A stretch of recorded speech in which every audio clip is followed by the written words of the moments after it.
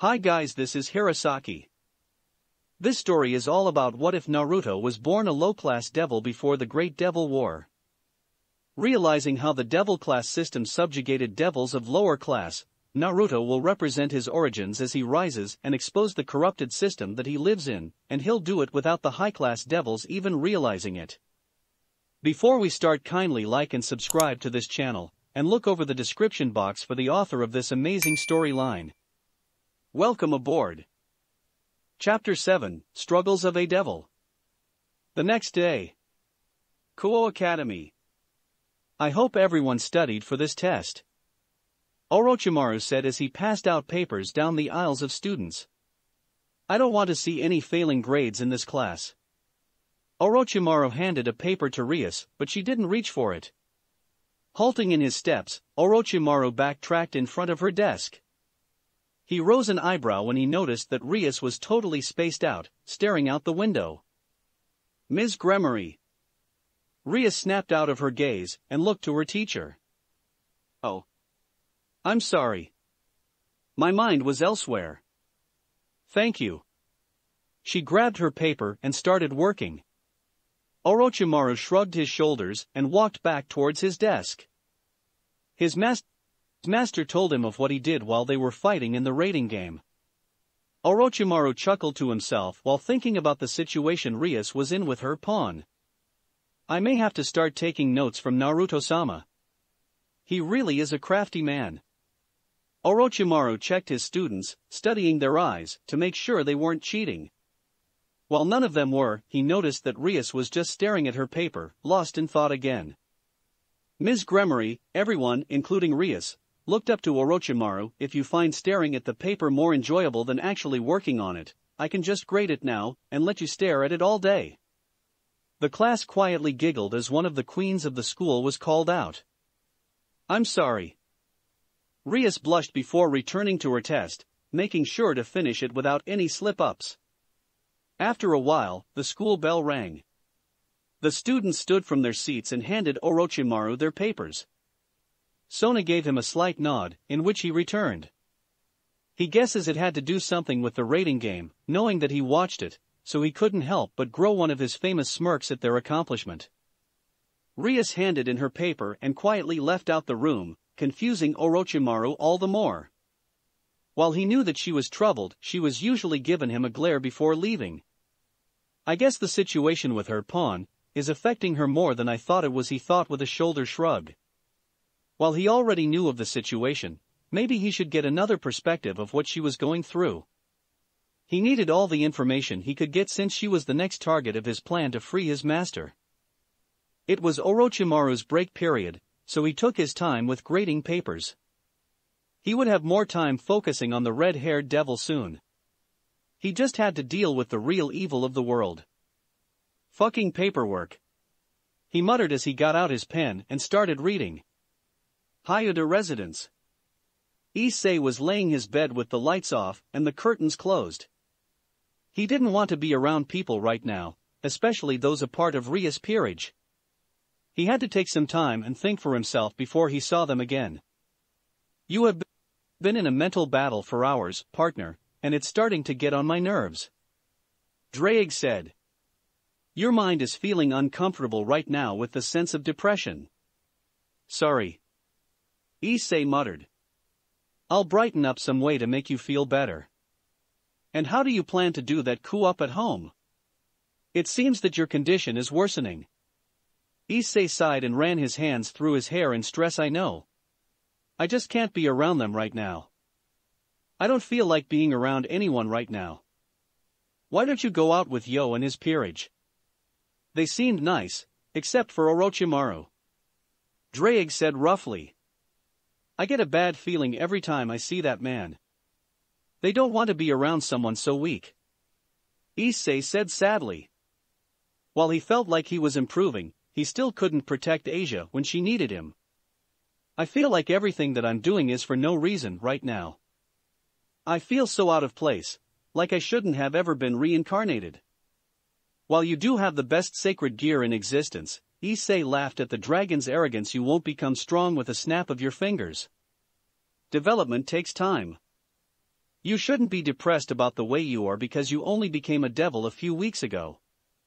You need to take every moment to train. Well, what do you think I should mainly focus on now? He asked.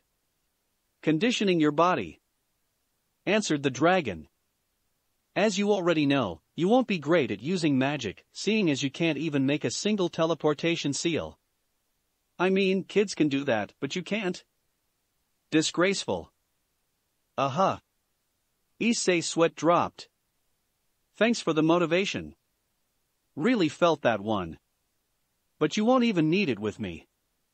Your boosted gear is more a physical sacred gear than spiritual one. Developing your body can help you stand the pressure of increasing your power every 10 seconds. Work on that, and you'll see increase for sure. You've already learned the basics of devils and the supernatural world. Now is time for you to focus on yourself. Makes sense. Thanks, Draig. Issei said gratefully. I'm glad that you're my sacred gear. You are the best one in existence. Damn right. He muttered. So, get to it. You've spent more than half the day in bed. Not today though, Draig. You just said that I need to focus on myself now, right? I need to focus on my thoughts rather than my body right now. I'm too distracted. It was quiet for a while, causing Issei to slowly fall asleep.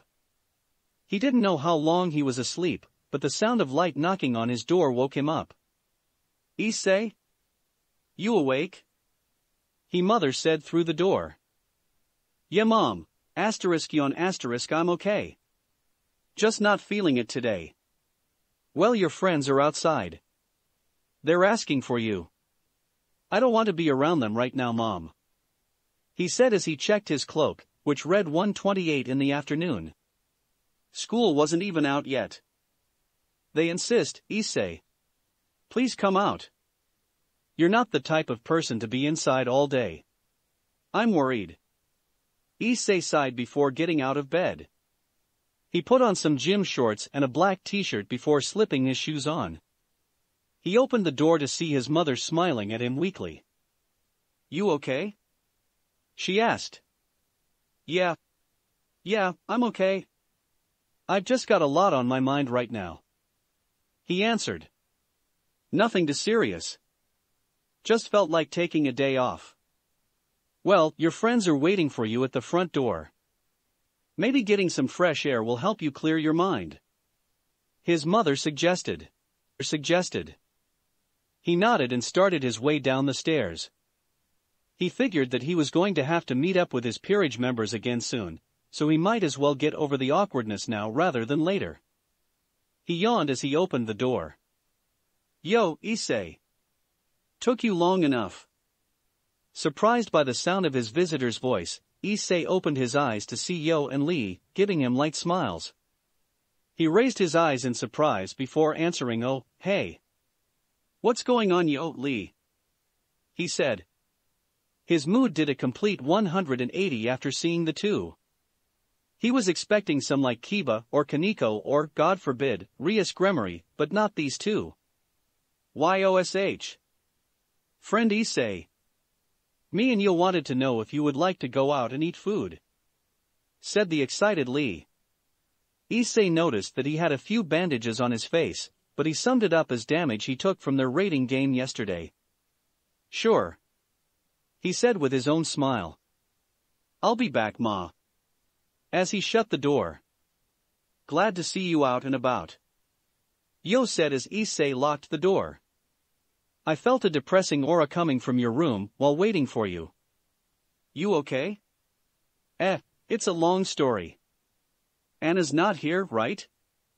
He asked as he looked around in fear. Both Yo and Lee chuckled.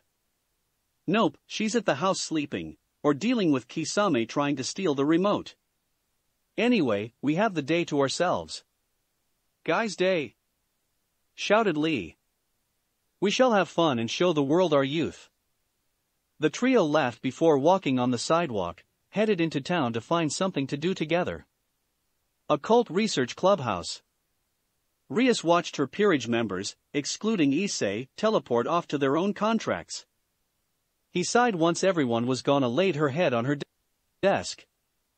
While everyone has met her already, she felt like it was important to introduce Asia to everyone. She was staying in the occult research clubhouse for the time being until she found a place for her to stay by herself. However, the situation with Issei was really stressing her out. Am I really that selfish? She muttered as she looked at her hand. She summoned a small amount of her magic and her hand was coated in the legendary power of destruction.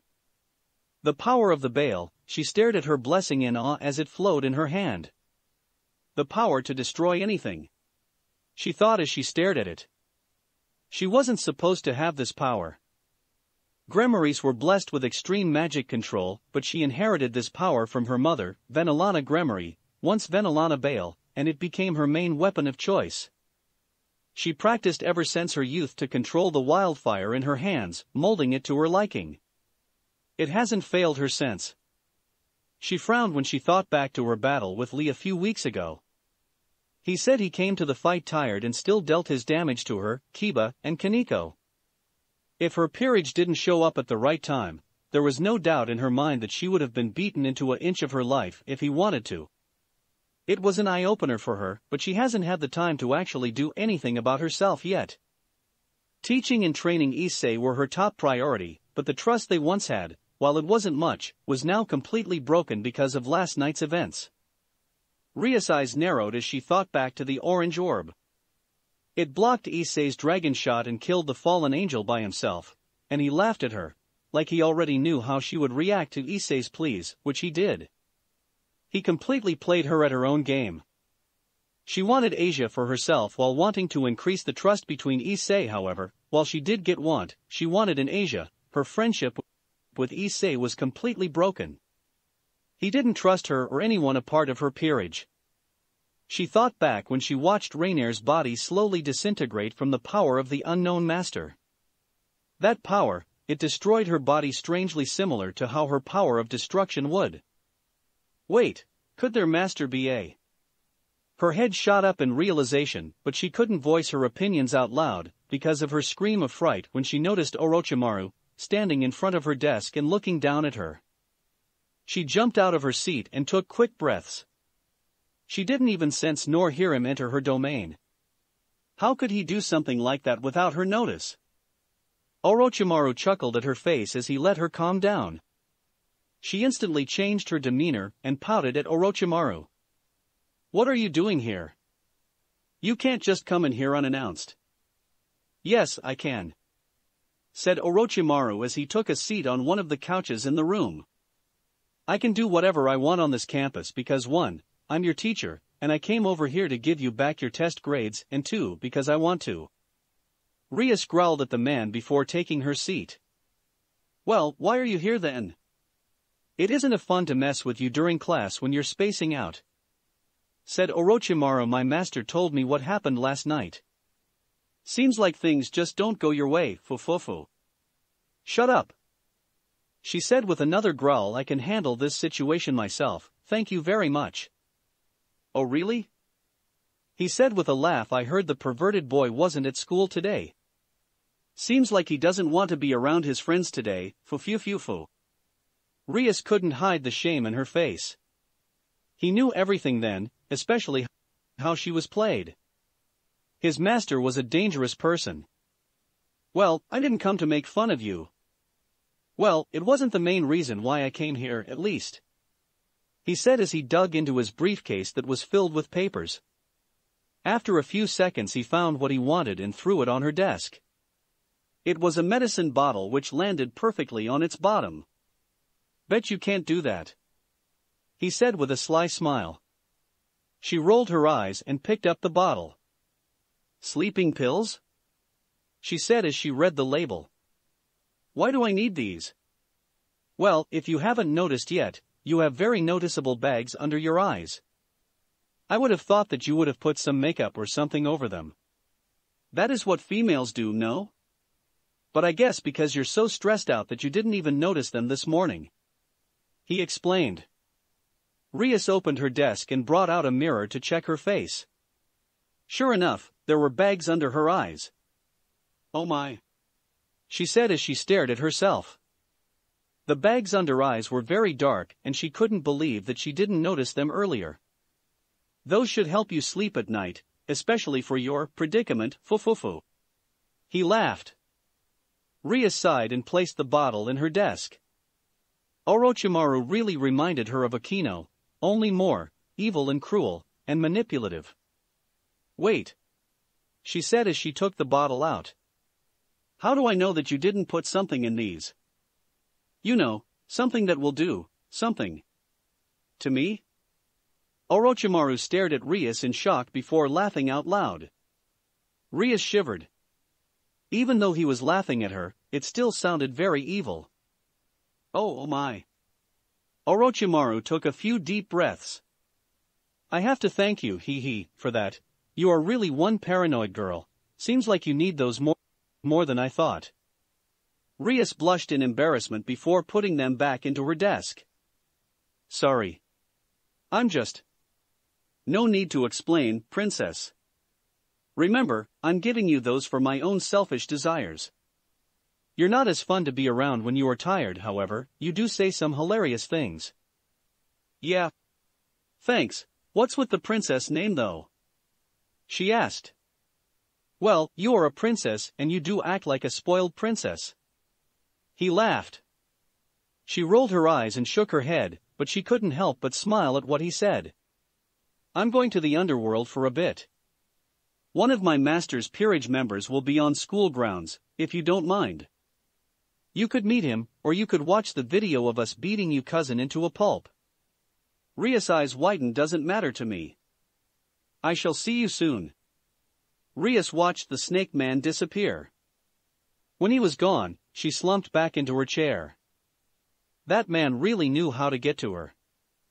So, they really beat him. She muttered. She had to watch the recording of it. While she didn't like Orochimaru at all, she was very interested in what he and the rest of his peerage members were capable of, and if Lee was their weakest member, then she really wanted to see what the other members could do. Rias turned her attention to one of the doors that led to a few spare bedrooms in the building. Asia slowly walked out of the room, but Rias could tell that she was in a state of shock. "That man, he feels so evil." She shuddered.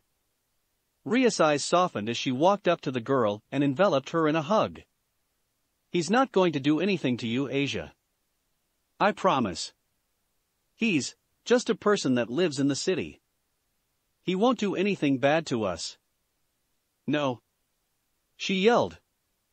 Rias looked at Asia, who seemed to be really scared of Orochimaru. "I've felt his magic before, it was back when..." Asia shuddered again. Rias narrowed her eyes. "Explain now." "Kuo school grounds." Hao was walking through the school grounds with his usual cloak on. He was being stared at by many students, but he didn't care.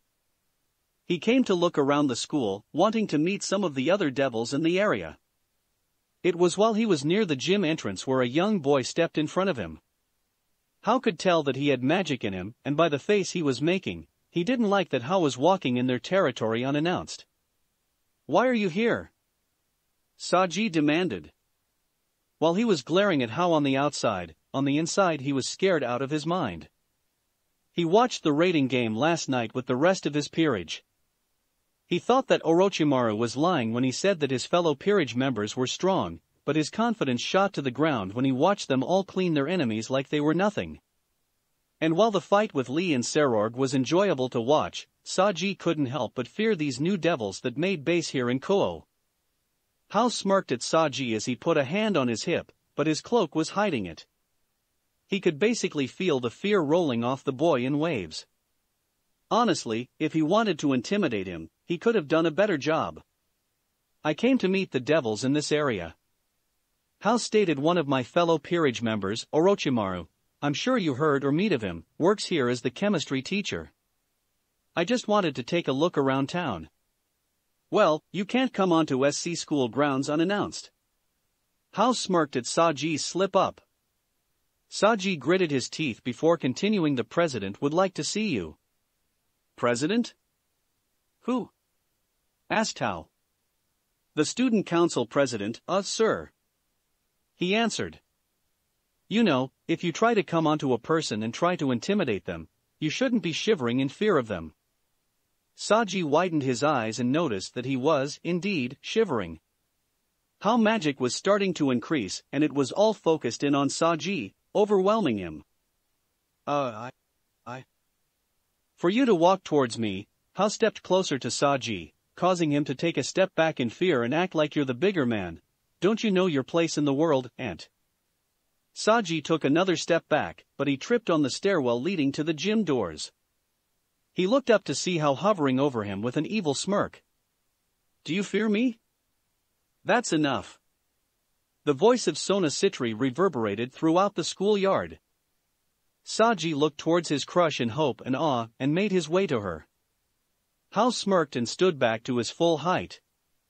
Seems like you're the boss, he said as he walked closer to her.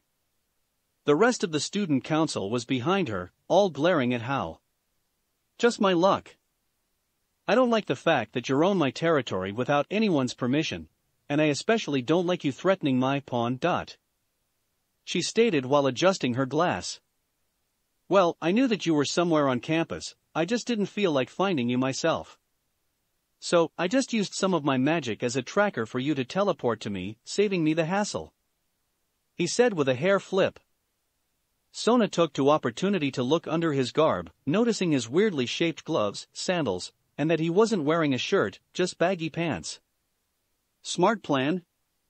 Well, congratulations, your plan worked, she said as she crossed her arms. Now, and I am asking politely, may you please leave my territory? Leave? Said Hao in fake confusion. Why would I leave when I came to meet you? You came to meet me? Asked Sona with suspension. I felt like I had nothing to lose but something to gain by meeting you, he said with a shoulder shrug. I was curious.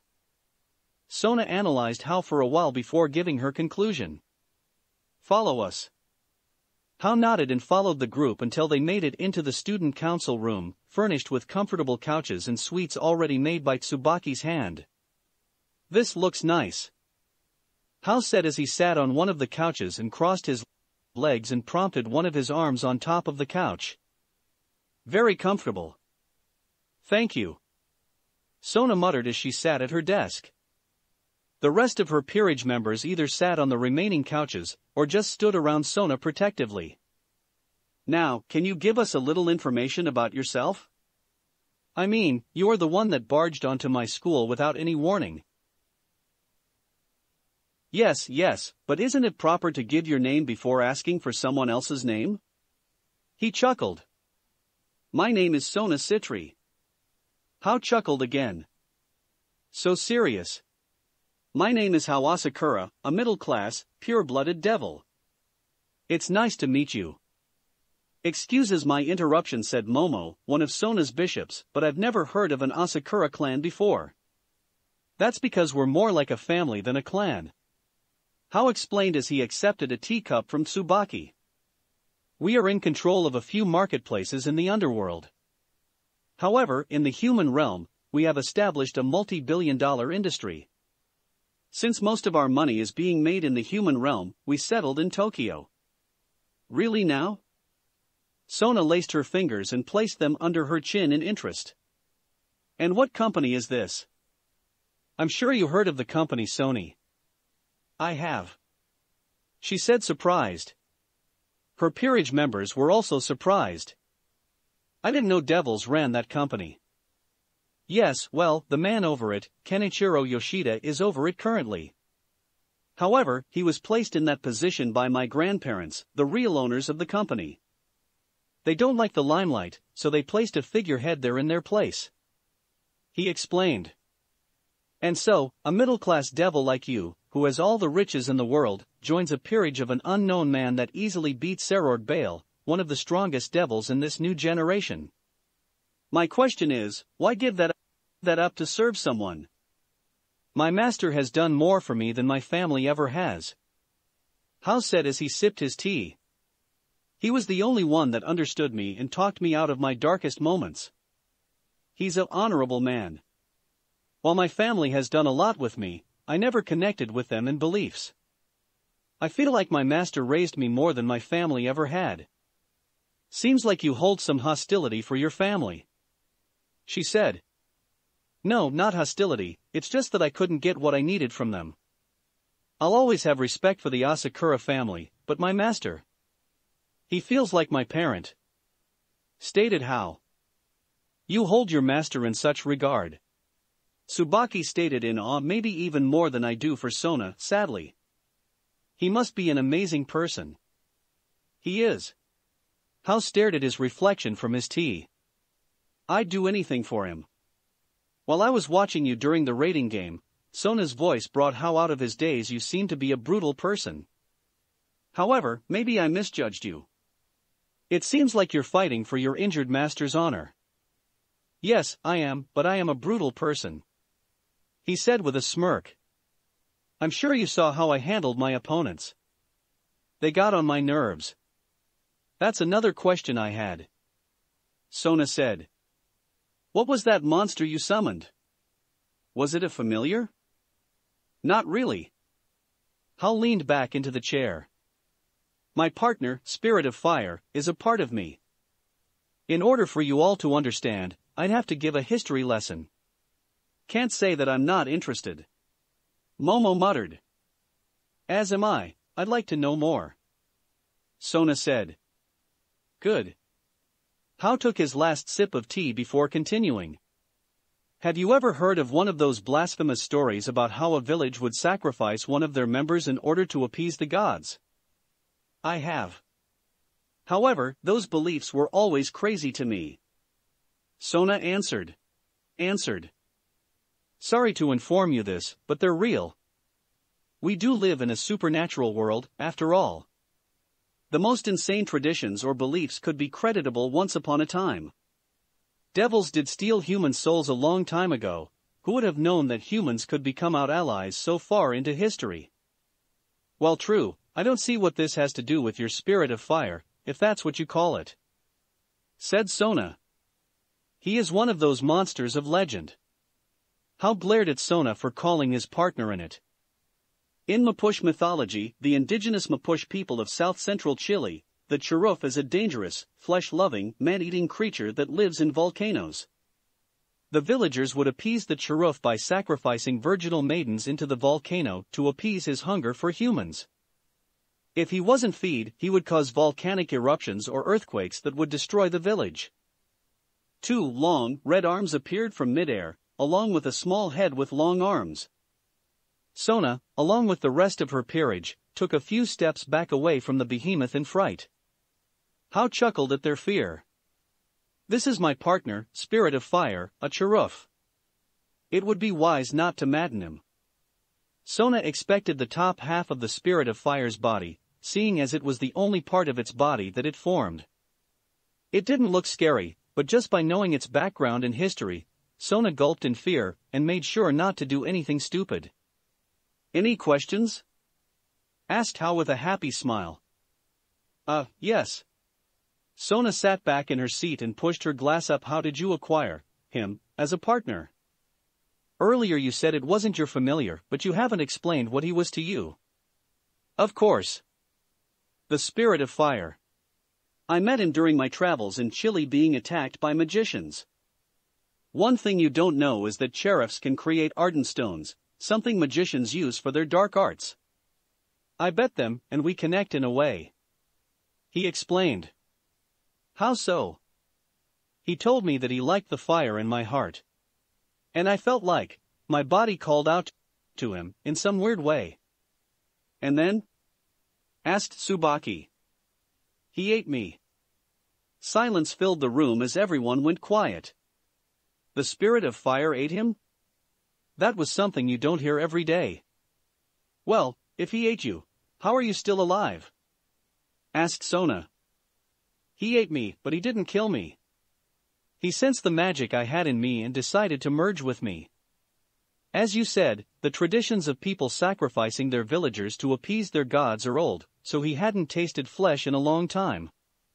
He decided to come with me instead, so he resides in my mind. I summon him with my magic and he merges with the oxygen around us since he isn't in volcano anymore. He needs an energy source to live. That's amazing. Sona stared at the spirit in awe. What then? Oh, I ate the magicians that were trying to capture him. Everyone in the shivered. He gets to eat his favorite food all the time, and I absorb that magic he eats. It's a win-win situation. Oh. Sona felt very uncomfortable around Hao and his partner now. Well, you won't have to use that strange ability here. I don't know. I was thinking about using it against him. Hao pointed to Saji, who then jumped behind the couch in fright for how he was acting towards me. Spirit of Fire agreed with me. Forgive him, Mr. Hao, of his actions. He is my newest member, and is still learning the ropes. Answered Sona. Even if Hao did try to eat Saji, she would defend him, but she knew she would lose the battle, and maybe her life as well. Ah. You're new too? Just like that Issei child I keep hearing you talk about. He seems fond of him. Hao rubbed his chin in thought. I honestly don't see what he likes about that disgusting human. You don't like humans? Sona asked. No. Hao's face went from content to serious, as if he was in battle. I hardly like any race, even devils, but humans, they top the cake. They destroy the world they live in, destroy and hate each other for meaningless matters. If you would have asked me a few years ago, I would have said that we devils should kill them off. Tsubaki gulped before saying, well, what made you change your mind? My master, he taught me all about history, focusing on the good side rather than the bad, something I've been doing for the majority of my life. He taught me to have faith in all races, and that just because history is riddled with bad events, it doesn't mean it has to be that way. I do still hate most humans, but there are a few that I've seen good in. That's good. My peerage here is made up of reincarnated devils. They were all once fully human. They are good people. Said Sona with all seriousness. Her peerage members smiled at their king, glad that she believed in them in such light. Even Saji? Asked Hao. Saji gulped and turned to Sona for help. Even Saji. Hao chuckled and stood from his seat.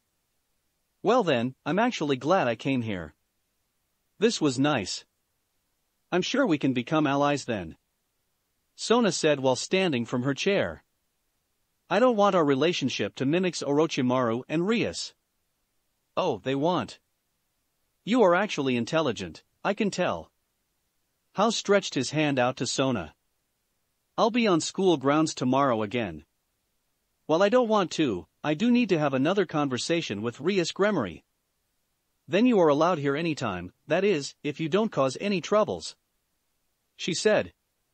They both shook hands with smiles on their faces, the beginning of a new alliance between devils. I'll see if I can stop by tomorrow then. He said as he released her hand. I'll see you then. Sona nodded and watched Hao disappear in a magic circle. She released a breath she didn't know she was holding and pushed up her glasses, a full blush on her cheeks. He's cute. WHHHAATTTTTTT. Saji shouted. Serafall Memorial Hospital. Serorg opened his mouth and let Keisha feed him some of the soup the hospital provided. He still felt terribly weak from the battle against Lee yesterday. While his midsection took the most damage from Lee's last hit, he was full of bruises and entered the hospital with a dislocated left arm. Currently, his whole peerage and his mother were in his room to make sure he was okay. Feel better? Keisha asked as she pulled the spoon back. Serorg groaned as he swallowed the hot soup. No. He whined.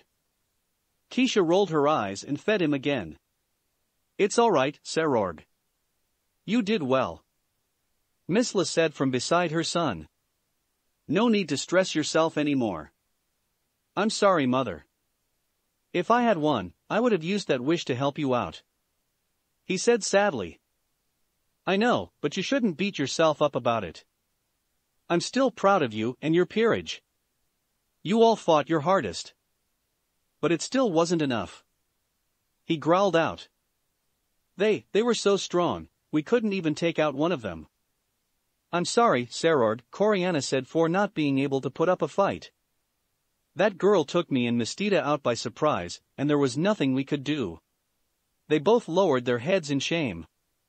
It isn't your fault, it's mine. Sarorg said in between coughs. I shouldn't have accepted a rating game against a team we don't know anything about. He raised the stakes so high because he knew they were going to win. Sarorg growled when an image of Orochimaru appeared in his mind. I swear, the next time I see that man. You'll do what exactly? Everyone snapped their heads towards the door to see Orochimaru standing there with his ever-present smirk on his face. My, little Bale. I didn't know your hatred of me ran that deep. Deep? We just met. Orochimaru. Sarorg growled his name. Automatically, Sarorg's peerage moved in front of their king, defending him just in case Orochimaru came to finish Sarorg off. Calm down, I'm not here to do anything bad. He said with his hands up in surrender, but it didn't feel like he was surrendering at all. Sarorg sighed and called his peerage off, which they did reluctantly. Seems like you're still banged up. Orochimaru said as he entered the room. I hope Lee didn't deal too much damage to you. Well, he did. Sarorg said with a laugh. That boy is really something. He took all my hits and kept on moving like they were nothing. Lee is like a tank, probably has the most stamina, and has the most defenses in the group. Explained Orochimaru as he set his bag on the ground. You shouldn't feel bad about your defeat. I pit Lee against you for a reason, after all. I wouldn't have thought that if I didn't believe he had a good chance at winning. You planned this entire thing out, didn't you? Sarorg said. You outsmarted me at any moment you could. Orochimaru smirked at the Bale. Glad you figured it out. But again, you shouldn't feel bad. I am a masterful manipulator, and you are young. I just adapt to what I'm giving and go with that. And to make you feel better about yourself, if you would have lasted at least another 10 seconds or so against Lee, you would have won. Really? How? He asked. Lee depends strictly on physical prowess. He explained when he activated that gate's technique that surprised everyone. He released all of his magic that he holds dormant. He's not the best when it comes to magical control, so that's why he had to end it as quickly as possible. Even as a rook? They are known for having a strong defense. However, I must say, he moved very fast for him to be a rook, more like a knight, if you ask me. Sarorg said. True, but when it comes to magic, Lee is terrible at controlling it. His stamina was draining out of him quickly because of his magic adding to his strength and speed. Basically, he was beating himself more than he was beating you. It just so happened that you dropped your guard during the last few moments of the fight. Sadly, I felt like I won. It's something I'll look back on for the rest of my career and never forget. Sarorg said. Good call. I enjoyed the fight while watching it. You are very strong, you've got a bright future ahead of you, Sarorg Bale. Orochimaru bowed to Sarorg in respect. Everyone looked at Orochimaru in shock. Orochimaru always came off as a bad guy, not an honorable person. While he did compliment Sarorg on his battle, he wasn't so sure if he should trust the Snake Man yet. Misla stood up and presented Orochimaru with his sword. I believe this is yours, she said while holding it out to him. Thank you very much, Lady Bale. Kusanagi transformed into a snake, shocking Misla since she was the one holding, and it slithered up Orochimaru's leg and into his robe. That is very disturbing, Kisha said out loud. Orochimaru chuckled at the girl. We're devils. I'm pretty sure that there are weirder things than me in this world, he said with a laugh. Well then, Orochimaru, why I'm glad you came here to gloat over your victory, but I feel like that's not the only reason why you came here. Sarorg said. Oh yes, thanks for reminding me, said Orochimaru as he reached on the ground and grabbed his bag. He pulled out a blood pump with a plastic bag attached to it. I hope you forgot the other end of the deal since I won, right? Sarorg sighed and raised the sleeve of his hospital gown. No, I haven't forgotten the deal. Good. This won't hurt at all, Orochimaru said with a smile. Before you do this, Sarorg said with a raised hand, there's something I haven't told you. He looked at his mother in worry. What? Asked Orochimaru with a raised eyebrow. Well, I don't know how to say this. Just say it, Orochimaru said. I mean, I know your master needs the blood and all, it's just, you know. No. Orochimaru eyebrow twitched in annoyance. Sarorg, I don't have all day. Tell me now. All right, Sarorg said with a sigh. It's just that. What is it? I'm not a full bale. I'm a hybrid. Evening time. Kuo. Dang, bro, sorry you had to go through that, said Yo as he munched on his fries. My master told me about what happened, but it's different from hearing it from your own perspective. Yo, Issei, and Lee were out at a fast food restaurant after spending the day together. Issei was generally happy with how the day went. His mind had drifted away from the previous night's events and focused on having fun. While he did have his moments throughout the day, he felt like he could open up to Yo and Lee. They were different than Rias. Yeah. I still haven't checked up on Asia, but I'm sure she's okay. They'll take care of her to keep me on my good side, Issei said as he took a sip of his soda. That's why Master doesn't revive people against their will, said Lee. He doesn't want to condemn them into a life they may or may not want. He doesn't take risk like that. Well, Rias needs to learn from your master then, Issei said. She knew all along that I was going to be killed by Rainier days before it actually happened. Shit's messed up if you ask me. It is, seems like the Gremory doesn't understand people's feelings, Yo said. She doesn't, and that's what I hate about her. She's so selfish, she doesn't understand me at all, but she has the nerves to reincarnate me as her pawn. Well, what are you going to do? Lee asked. Whenever you see them again? It's going to be weird. It is, and I don't know what I'm going to do when I see them. I need to go see Asia though. She's the reason I even went to that damn church in the first. If you want, we can come with you, Lee said as he devoured his chicken nuggets. I mean, we're not doing anything anytime soon since we just beat Sarorg at the rating game. You two would really do that? Come with me to make sure everything's okay? Why not? Yo leaned his head into his palm. We're your friends. Issei stared at the two for a while before smiling. I would really appreciate that. Thanks. No problem, anything to get away from Anna, said Yo. She's been getting really feisty, because she doesn't control the TV anymore like she used to back home. She and Kisame are going to tear that house down sometime soon. I need to see this video of you all winning your rating game that you've been bragging about all day, Issei said. Did Lee really put on a show? The best one there was, Lee said out loud. It cost me a couple of fractured bones, but the battle was worth it. I can't wait for us to have another one. How did you heal so quickly then? Asked Issei. I mean, your talk about having fractured bones sounds serious. It's amazing that you've healed in just a couple of hours. Oh, Mr. Kisame healed me, with a little help from Ms. Anna, said Lee. Who's this Kisame guy? A very scary man, but he's actually cool. Yo said he was acting arrogant when we first met him. His blue skin put me on edge, but he's actually cool once you get to know him. Yeah, and he has this crazy sword thingy that sucks up magic and he uses that to heal him sometimes. He said it only worked with me because his blade liked how my magic tasted. Lee explained. Taste? Blue skin? That's some weird shit if you ask me, Issei said. It's not as bad as you think, Yo said. He took out his phone to check the time. It's getting late.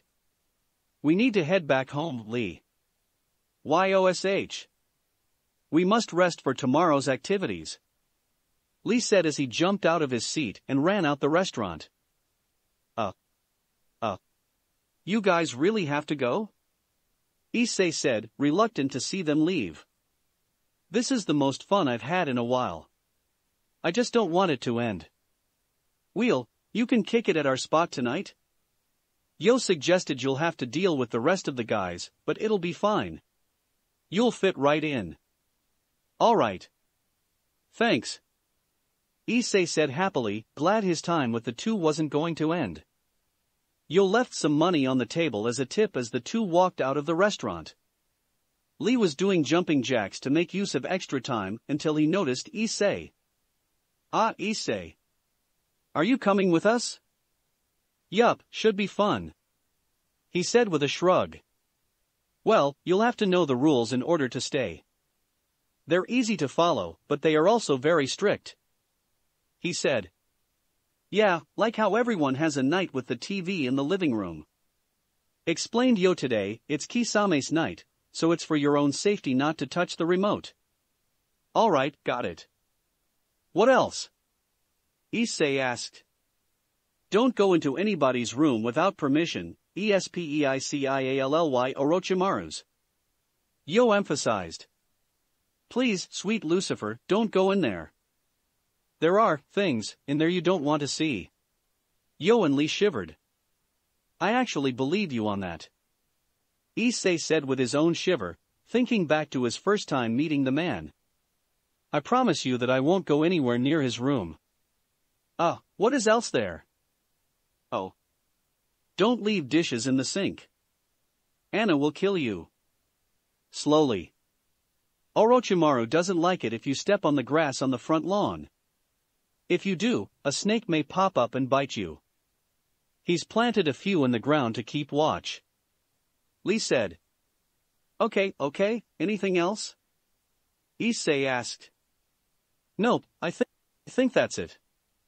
Orochimaru's not home, so you don't have to worry about him. Yo said. Alright. Let's get this going. Issei said happily. Underworld. Orochimaru opened the door to the hotel his was staying in. He had his bag filled with Cerord blood and set it on his desk. He turned the lights on and sat on his bed. Disappointment was all evident on the snake man's face as pulled on his hair in frustration. He was snarling and his fangs turned purple, a strange liquid oozing from them. A vapula, a fucking vapula. Orochimaru stood on his feet and disappeared in a magical circle, reappearing in a forest. He stretched his hand out and a magic circle charged with lighting shot out a massive bolt that fired a lot of trees in the surrounding area. A forest fire was started and many of the animals living there were running away from it or the falling trees. Orochimaru growled out. He had miscalculated. I paid so much attention to Cerord himself, I just assumed that Misla was a Baal as well. He thought while I knew that idiot Rias was a hybrid devil, I didn't even think about Cerord being one as well. Orochimaru's hair started to rise as his magic surrounded his body. Evil intent filled the area with a sickly atmosphere, freezing any of the escaping animals and freight. Orochimaru was taking deep breaths, while an orange orb grew from out of the ground and levitated next to him. You, okay? Naruto asked. I'm sorry. Orochimaru recalled his magic and the animals were able to run again. My emotions got the best of me. I'm sorry. Wow, what happened? I went to retrieve the blood of Cerord since we won the raiding game. However, I didn't know that he was half Baal, half Vapula. I just assumed that Misla Vapula was born a Baal as well. I'm sorry.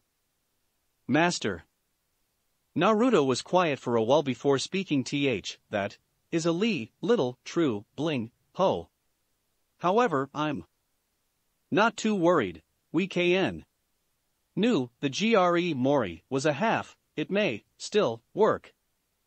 We are riding on luck now though. Orochimaru said we were only hoping that Rias' blood would work, even though she's half Bale. But now we have two half-breeds. Orochimaru summoned a ball of magic and threw it at the area he already destroyed. A large explosion occurred, leaving a massive crater in the ground. Nothing could have survived the attack. True, but we'll remain hopeful. Plus, I have backup plan. Orochimaru raised an eyebrow. A backup plan? One different from mine. The orb tilted downwards and back up, so he guessed that was a nod in agreement. We never talked about this. What is it? We should leave, so someone will appear soon. Naruto said. Will Disco, Chan, guess? In the plan. In the morning, we'll. With measures, plan. How, I'll leave for you to give your contact, tomorrow, don't open it. And with that, the orb disappeared. Orochimaru sighed at his master's secretive acts, but agreed with his words and teleported back to his hotel. He would carry on with his master's original plan, and if it didn't work, they'll just use Naruto's backup plan. Naruto's peerage house. What is he doing here? Anna. My light in the darkness. You look lovely. Yo kissed her on cheek, but it seemed to not affect her at all. Oh, you smell great. What is that? Is that, sniff asterisk. Cinnamon? Anna used her hand to grab and clench his cheeks, making Yo groan in pain. Stop sucking up to me and tell me why he is here? She said while pointing to the frightful Issei. Oh, Ms. Anna. Yo invited Issei over for the night. Lee answered. Anna growled and pulled Yo's face down towards her. He gulped and tried to smile, but she applied more pressure to her death grip. Without informing me about this? She asked. She loosened her grip so that Yo could talk clearly. Anna, he needed some people to be around.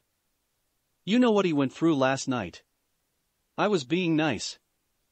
I don't see a dash. She stopped when she saw Yo's pleading look inside. She threw Yo away like garbage and took a seat on another couch. If he does anything stupid, I'm killing him and you.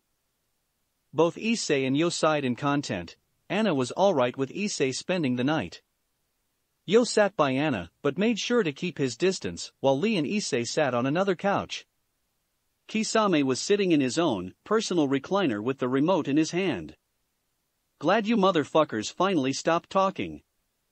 Kisame said with a growl. It's Shark Week on Nat Geo, but y'all don't care about that, huh?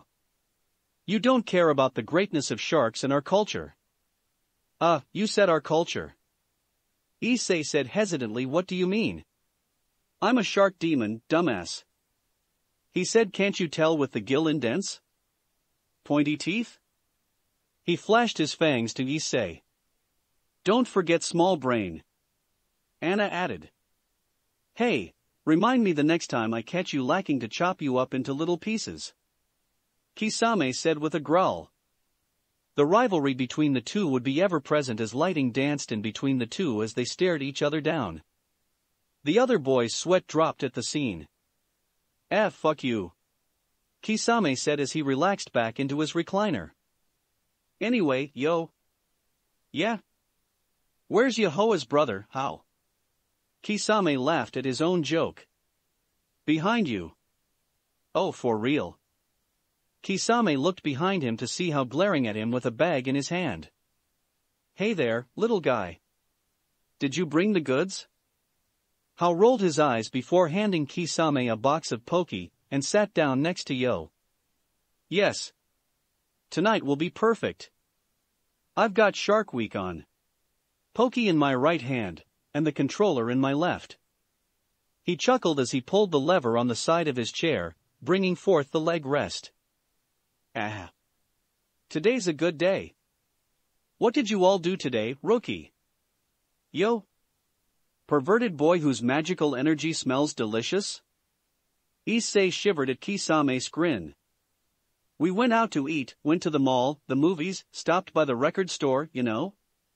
Just a regular day. I assume you didn't talk to any females today, right? Anna shot a glare at Yo. Yo. Of course not. Well, except for the female working the cash register at the record store. Then you shall never go there unless I'm with you. Anna demanded. But Anna. You never want to go to the record store. He whined. Can you two shut the hell up? Do you not see what is on the television? Kisame shouted. Unlike you, we don't get off by watching dumb fish eating other dumb fish. Hao said while leaning his head on his hand, his left arm propped up on the couch's armrest. And I don't see the purpose of your opinion, seeing as no one asked for it. Kisame barked back. Yash. We should all train together tomorrow. It shall be sunny, said the weatherman today. Lee shouted out. Issei watched all the chaos happen in front of him, but he didn't fear it. Rather than fear, he enjoyed it.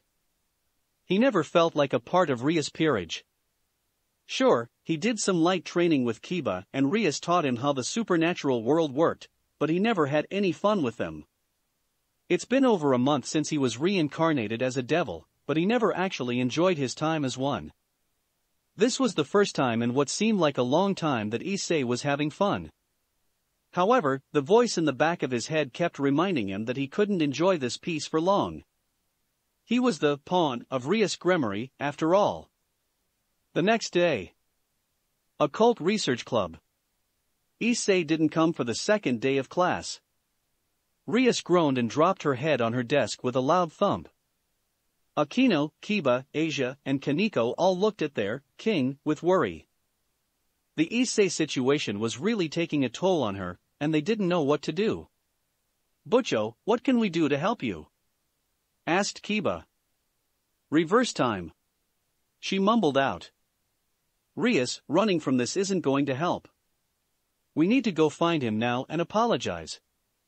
It's not late to explain everything to him. Said Akino. Akino.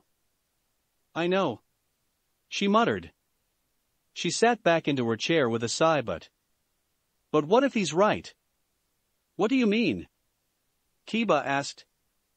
That. She bit the bottom of her lip that I'm selfish, that I only care about power. That isn't true. Kaneko interrupted. You love all of us, and we love you back for everything you've done for us. Yeah, I can tell that you're a great person, Butcho. You don't seem like that type of person. Asia said, supporting Kaneko. I thank you for your words, but he's right. She said sadly. I waited until he was dead to revive him, and I was hesitant. No. I didn't want to revive Asia, because she didn't have her sacred gear anymore. All I do care about is power, just for my own selfish desires. Rias. Rias looked over to her best friend. I don't care what you think about yourself, but you aren't an evil person. You have your own demon that you have to deal with, and that's what influences you to do the things you do. Akino said, referring to her arranged marriage to Riser. I know, but that isn't good enough of a reason to force someone into servitude all their life. She said all this time. I thought I was doing right.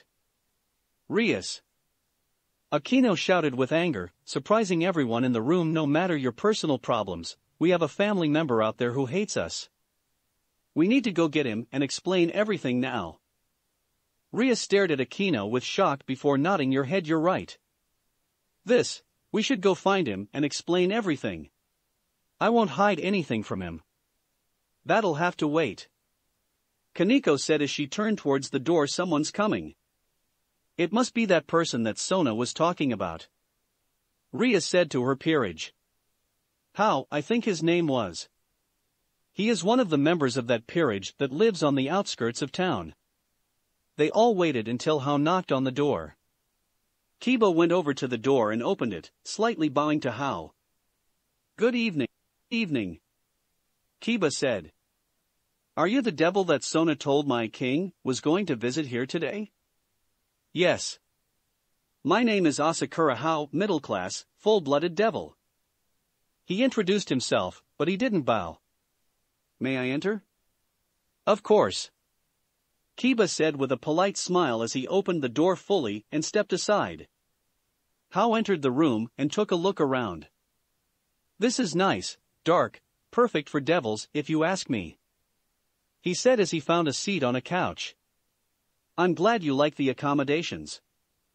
It's one of the reasons why I chose this place as my main base of operation," Rias stated. "My name is Rias Gremory, heir of the Gremory clan. Sona told me that you would visit us, but you didn't tell me yourself. Not a nice gesture on your part. Your pawn is at my house eating my food in my fridge. That isn't a nice gesture on your part," he countered.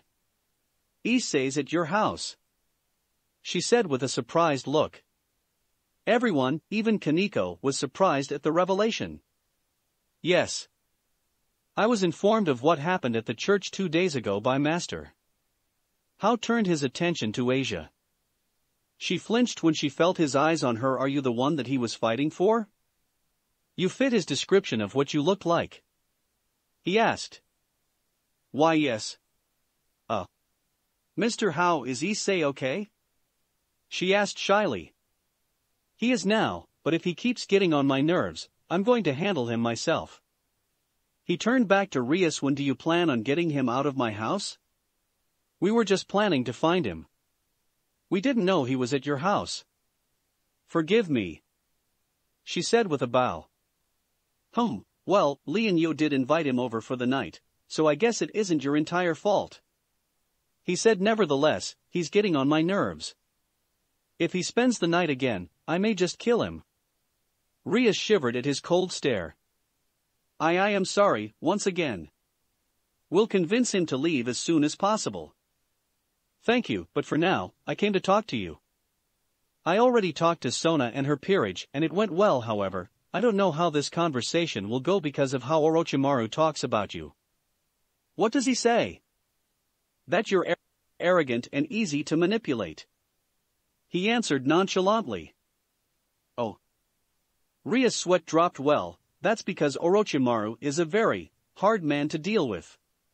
Akino, can you prepare Hao some snacks and tea, please?" "Of course," she said and headed towards the kitchen. So, Rias laced her fingers in a businesslike manner. "What is it that you'd like to talk about?" "I'd like to strike a deal with you, Rias Gremory."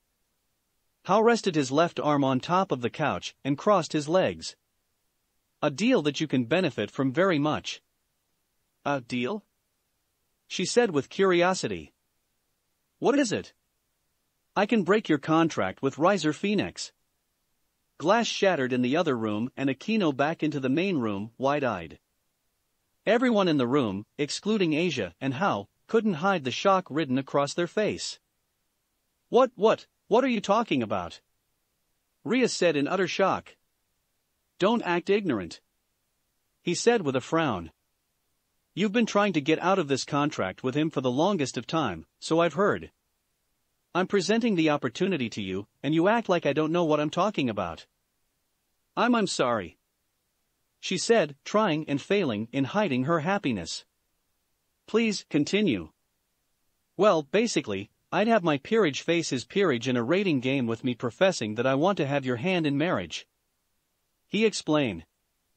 Rias frowned at him. "That's great and all, but I want to be able to marry the man I choose, not someone that I don't even know."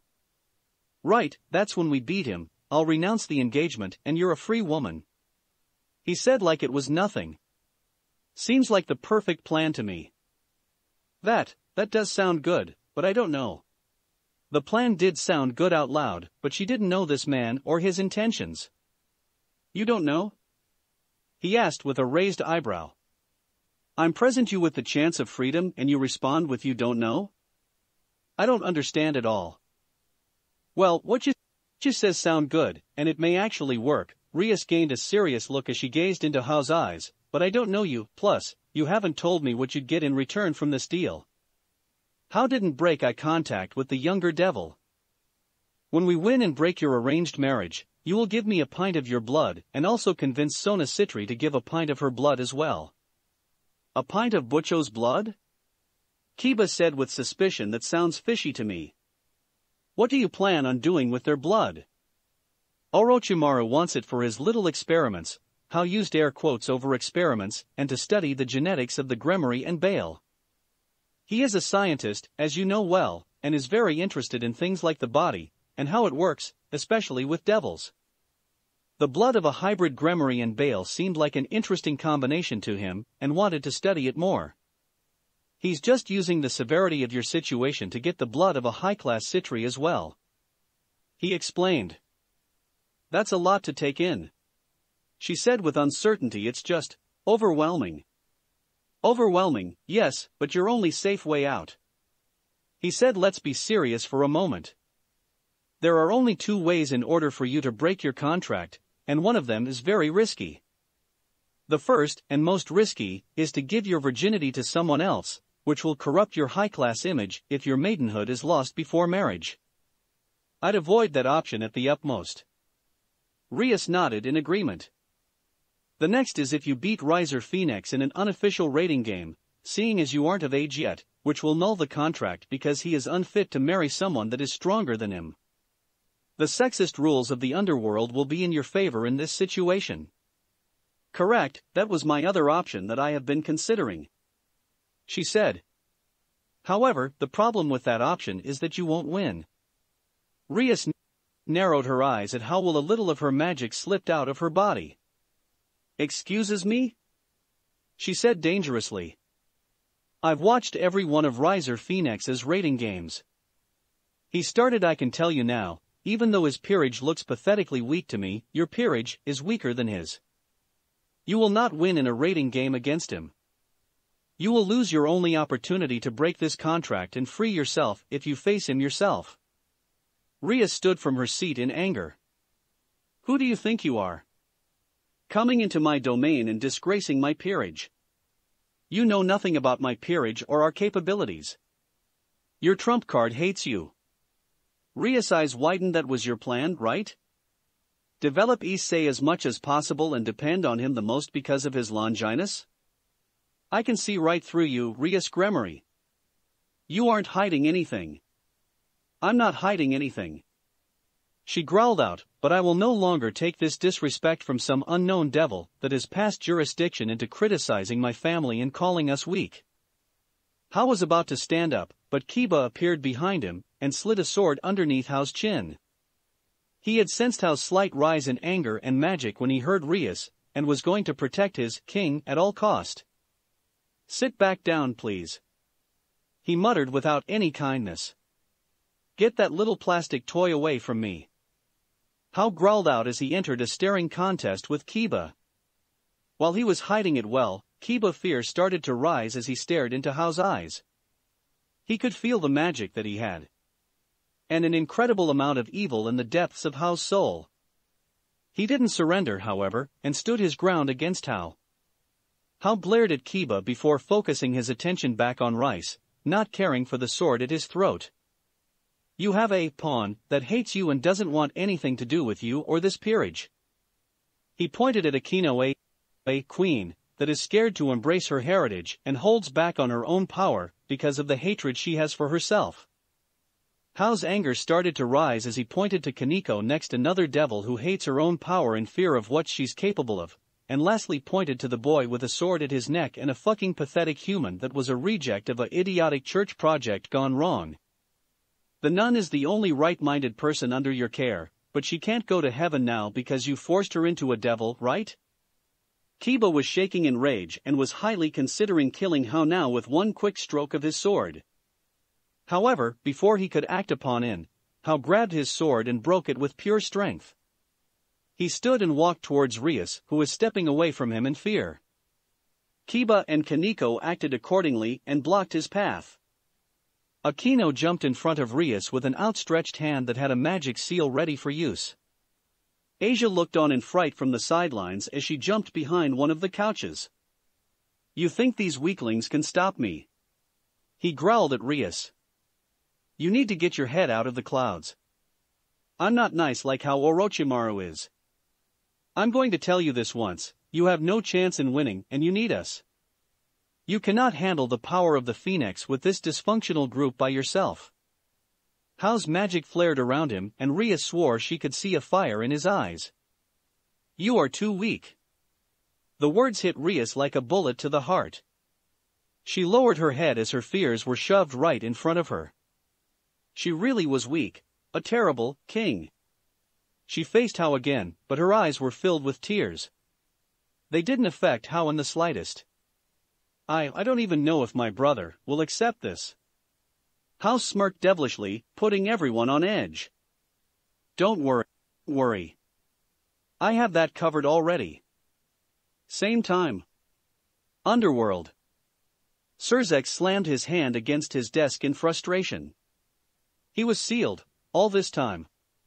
Correct, said Orochimaru, and the only way for Naruto-sama to be freed is to gather the blood of a high-class Bale, Gremory, and Citri, since they are the ones who sealed him in the first place. Earlier, Surzex was told that there was a devil that wanted to meet him. Usually, people who wanted to meet with him either were high-class devils that set an appointment with him, because you couldn't just meet with the most powerful devil in the underworld. However, the maid told him that the person that was waiting for him had sent him a message about a certain friend in the past. Surzex understood the hidden meaning fully and ordered the maid to bring whoever it was to them in an instant, which was when Orochimaru entered his office.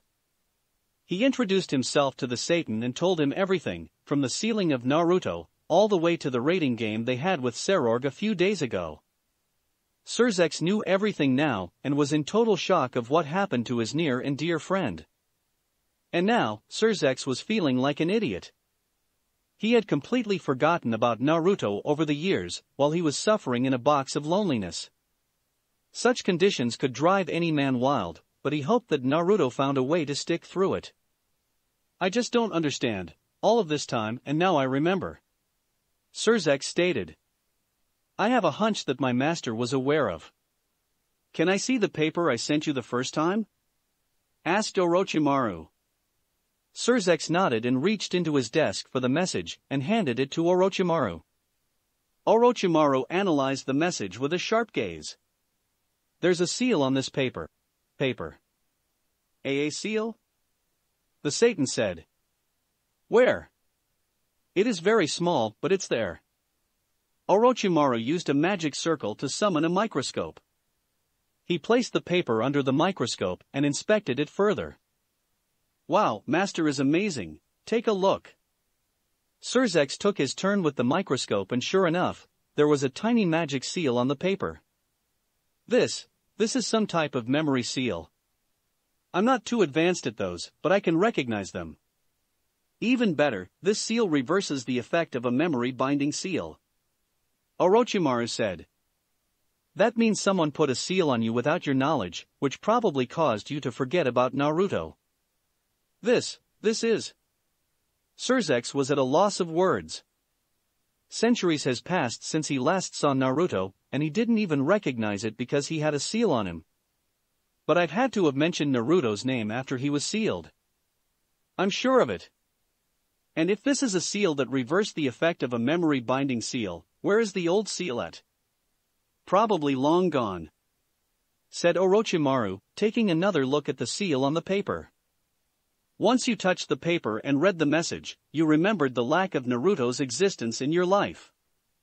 This seal probably destroyed the old seal the instant you touched this paper.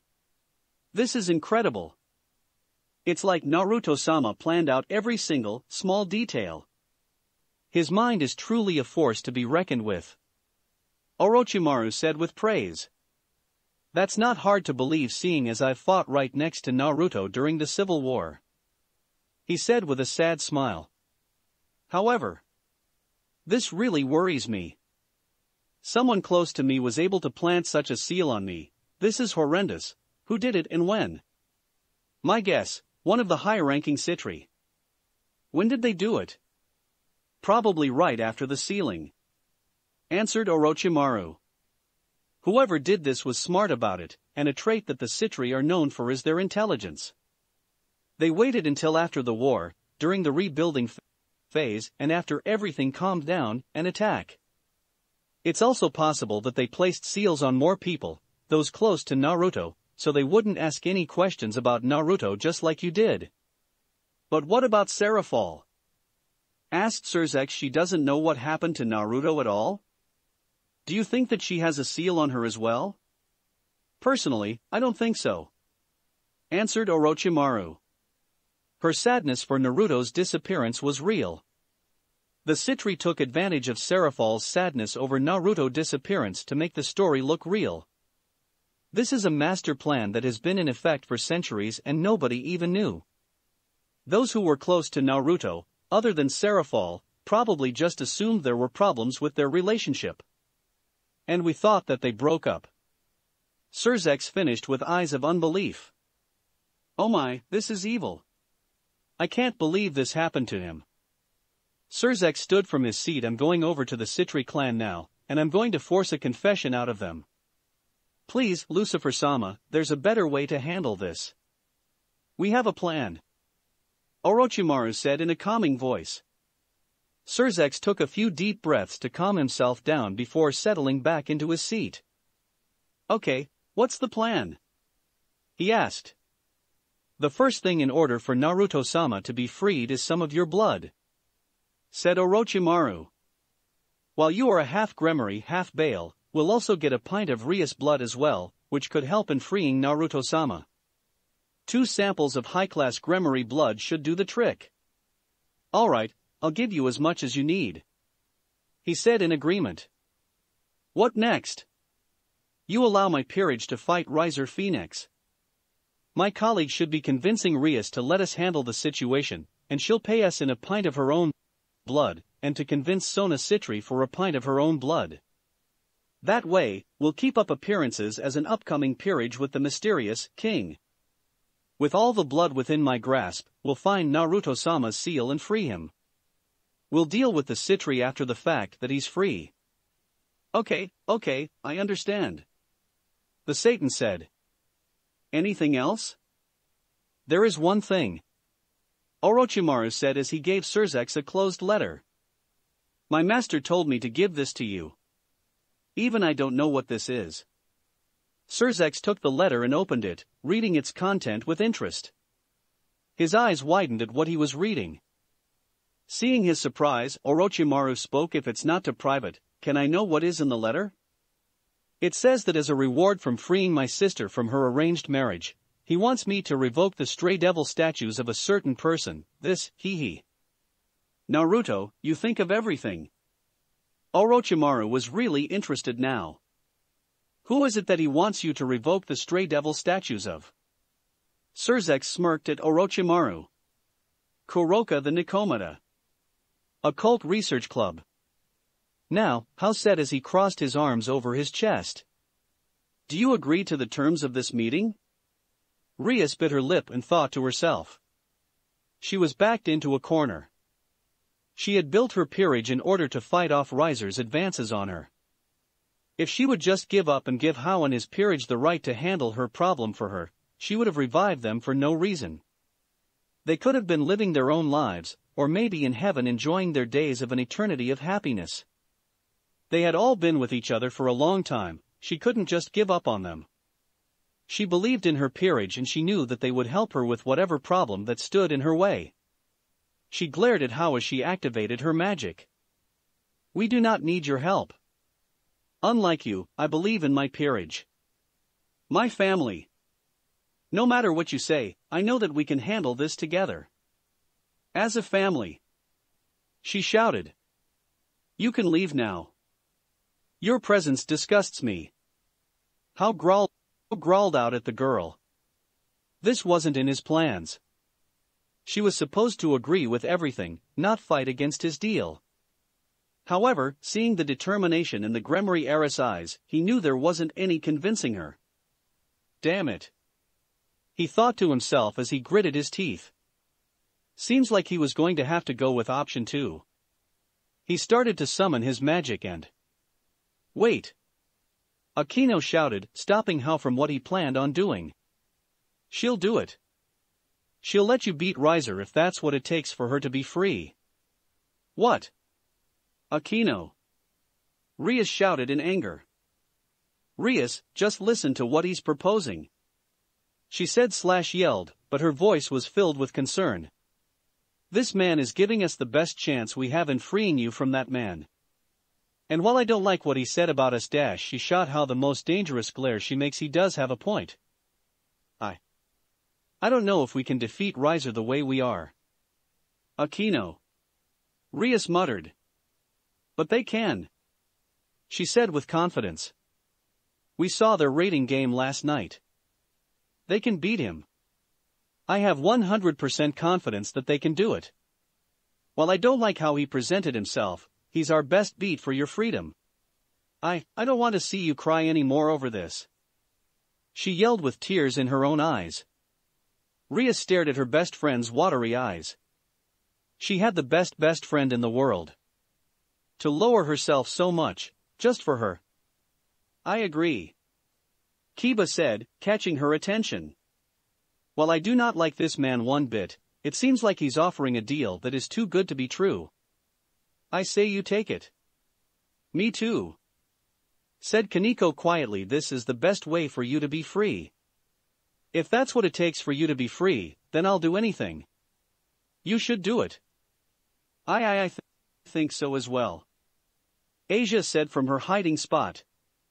While I'm still confused, I can understand most of what's going on. You're in an arranged marriage with a man you don't love. You should fight against it, Butcho. Even though I'm new, I'll be right there with you all the way.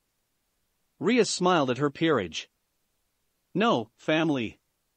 She thought happily. She focused back to Hao, who had his arms crossed and waiting for a reply. She narrowed her eyes at him in hatred. She'd rather deal with Orochimaru any day than this man. I agree with your deal.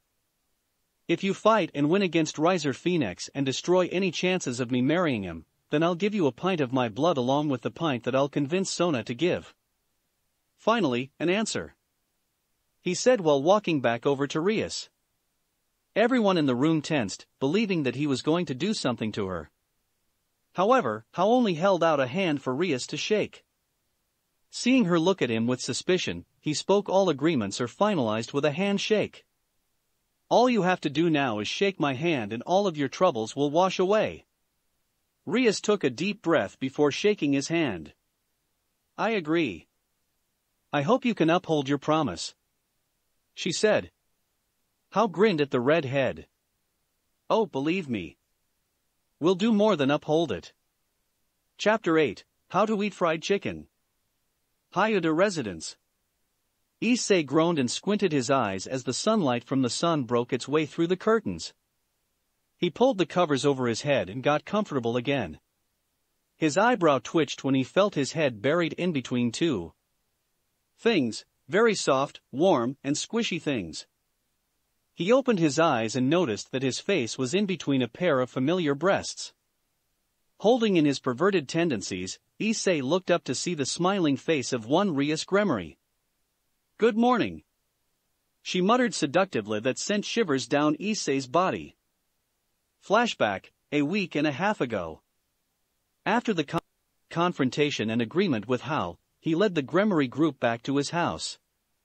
You all stay here, said Hao as he opened the door. I'll get your pawn and bring him here. Don't do anything stupid. Before Rias could retort, Hao closed the door behind him. She huffed in annoyance and sat down on the front porch. I don't get that guy's problem. Was he born an asshole? She said as she crossed her arms over her large breast. I like Lee more than him. Kaneko growled. I wouldn't mind putting something in his drink and dragging his body to my personal quarters to do bad things to him, fufufu. Aquino laughed creepily. Rias and Kaneko slowly moved away from the giggling masochist. I just hope that things are okay with Issei, Kiba said, ignoring Aquino's disturbing comment. I'm sure that he'll be okay. If he trusts these people enough to stay here, then they must be nice. Well, unlike Hao. Asia muttered out. The sound of glass breaking and a girlish scream made the peerage wonder what was going on inside. A few thumping noises were made, followed by another scream. Hao opened the door and dragged a screaming Issei out with him. What did I do? What did I do? Issei screamed out in pain, not even noticing Rias and her peerage. Your time here is spent, and the next time you eat all the hot wings, a dark look spread across Hao's face as he looked at Issei. I will eat you. Hao then proceeded to throw Issei out onto the lawn like thrash. Issei groaned in pain as he rubbed his side and stood from the ground. Hao huffed and closed the door behind him, glad that his Issei problem was handled. Fucking bastard.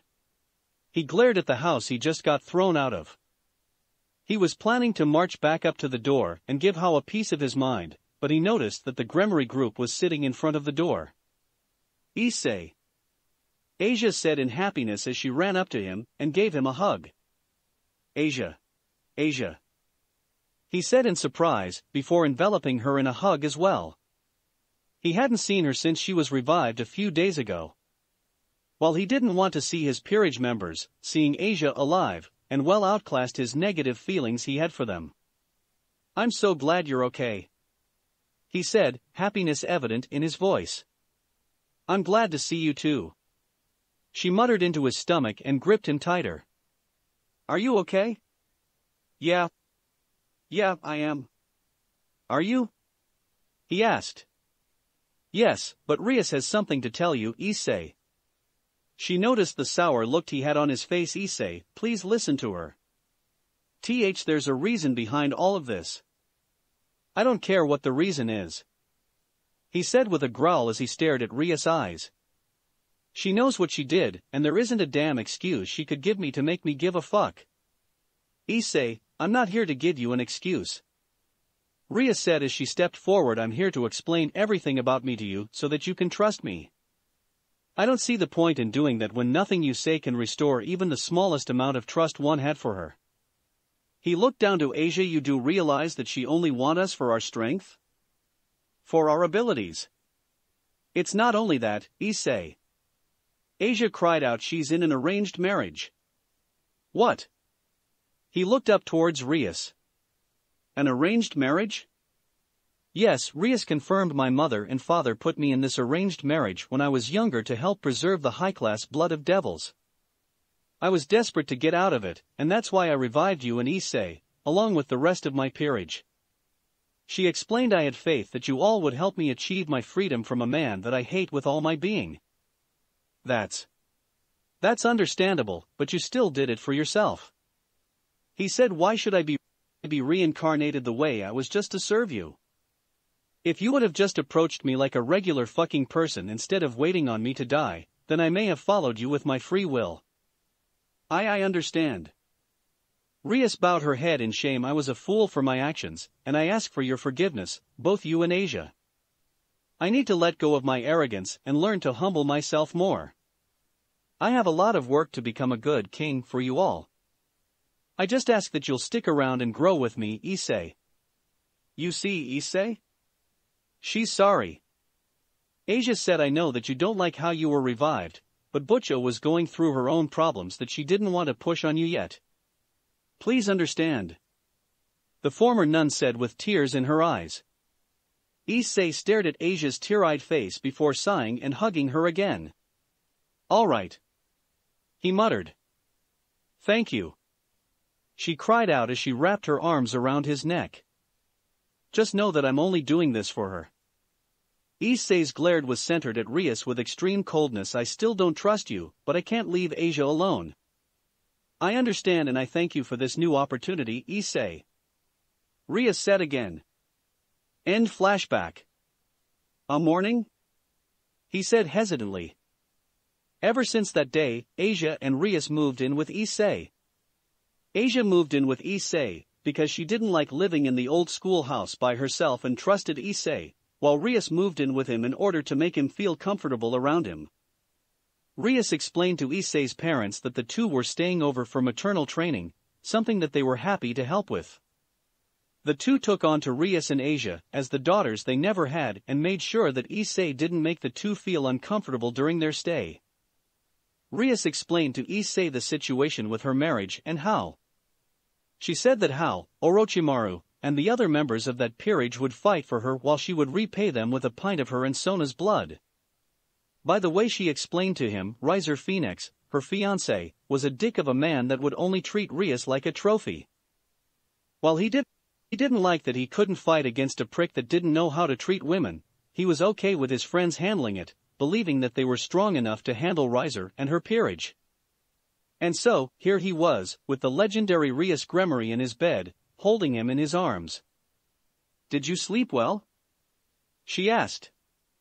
Yeah. It was okay," he answered with a laugh. Good more Asia revealed herself from under the covers and looked at the two with disappointment. Asia liked Issei a lot, and she didn't like how Rias would cling onto Issei for his body heat during the night. She would have to forcefully wrap herself around Issei before Rias could steal him for herself. "Good morning, Asia," Rias said a little too sweetfully. "How did you sleep, Asia?" asked Issei with a smile, making the young blonde's heart melt. He was always concerned about her, and that's what made her heart swoon whenever they talked. "It was nice. IW was warm," she muttered with a cute blush. "Good," he said with a smile. He got out of bed, to the disdain of his two roommates, and made his way down into the basement. He opened the door and turned on the lights in the room, revealing a weight set that Rias had bought for him. He put enough weight on the bar so that it all added up to 140 IBS, he ain't strong yet, guys. And sat underneath the bar.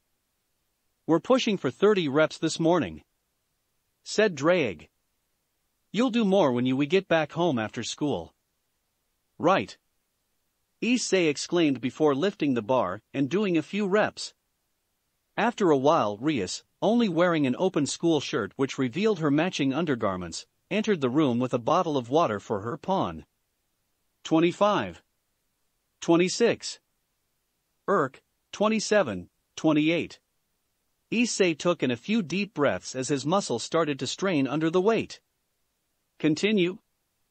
You can finish it," encouraged Drake. Rias didn't reveal herself, wanting to see if he could make it. 29, 30. Issei huffed. He had finished, even when his muscles were crying for help. "Good job, partner. You can res." 31. 32. 33. Sweat poured off his forehead as he continued to push through. Rias raised an eyebrow at the sight as she continued to watch. "What are you doing?" the dragon sealed within him asked in confusion. "Just doing enough, 34. Isn't enough, 35. You saw what Ellie did, 36. He didn't get that strong, 37.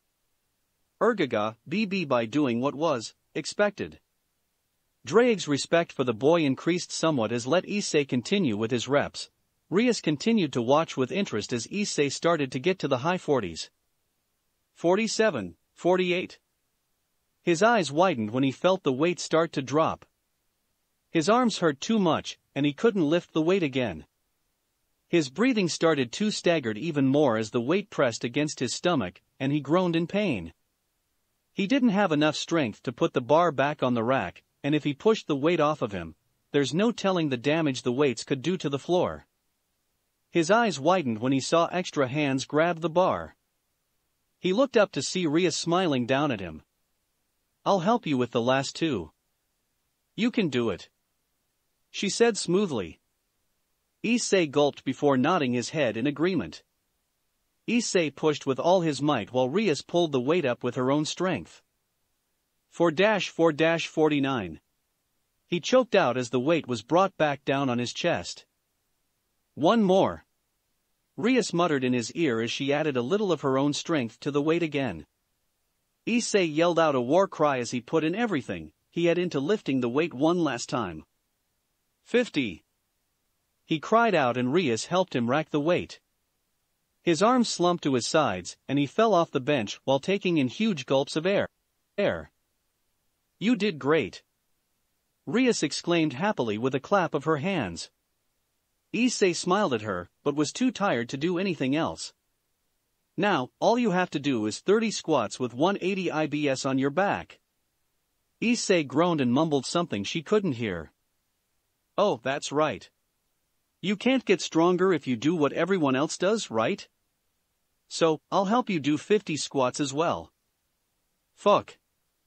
Rias laughed at him before helping him off the ground and towards the squat machine. Naruto's peerage house. Anna turned one of the burners on the stove and placed her favorite skillet on top. She planned on waking Yo up with a healthy breakfast so that he could have the energy to train during the day. She poured the eggs she mixed into the skillet and waited for them to heat up. Meanwhile, Kisame entered the room wearing only his boxers, yawning loudly and scratching his crotch. Yo-one. Who's cooking? Kisame rubbed his eyes and then opened them to see Anna, wearing a pink bathrobe and slippers, glaring at him with coldness in her eyes. Go put some clothes on. She muttered before focusing her attention back on the eggs. Oh, it's you, Miss Sourpuss. He said with a chuckle.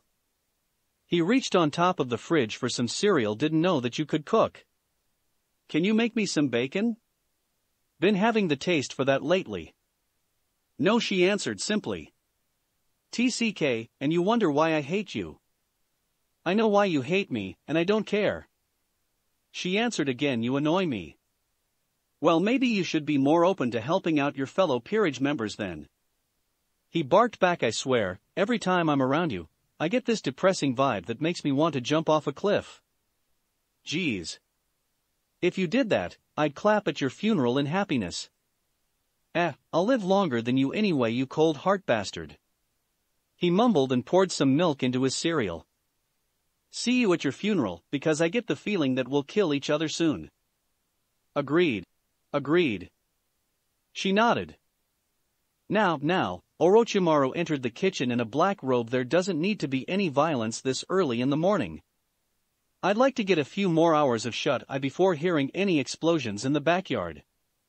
He said as he reached for the coffee pot that automatically made his coffee, before waking up and started to pour him a cup. Well, you should change her attitude before her cut her up into ribbons. Kisame chuckled. You can't beat me in real life or in an argument, fish face. Anna answered. Say what you want, but I've got a secret weapon you can't retort against. Anna's peered at Kisame while cooking her eggs, interested in his answer. It's my night with the remote. He said with a chuckle, guess that means no Big Bang Theory for you. Orochimaru rolled his eyes at the two's childish banter. Kisame was laughing out loud while Anna had smoke coming from her head, forgetting all about the burning eggs on the stove top. Soon enough, everyone in the house made their way into the kitchen. Yo sat at the table happily with a fork and knife, but was surprised and confused when Anna placed black eggs in front of him. Anna, these are burnt. He said. Eat the eggs, now. But I don't want to eat anything that's burr. I said eat the damn eggs. Can someone please pass me the salt? Yo asked, fearing for his life from Anna's wrath. So, what's the agenda for today? Asked Lee as he cracked open a raw egg and ate it without hesitation. Well, I've come to believe that Riser Phoenix may be coming to Kuo soon to visit the princess, said Orochimaru as he sipped some of his coffee. That's when you make your move, How. I hate this move you speak of. How said with a roll of his eyes. I have to act interested in an arrogant little girl that believes she's hot shit. Sounds annoying and very boring to me. But you understand why we're doing this, right? We need their blood if we want to free our master from his prison.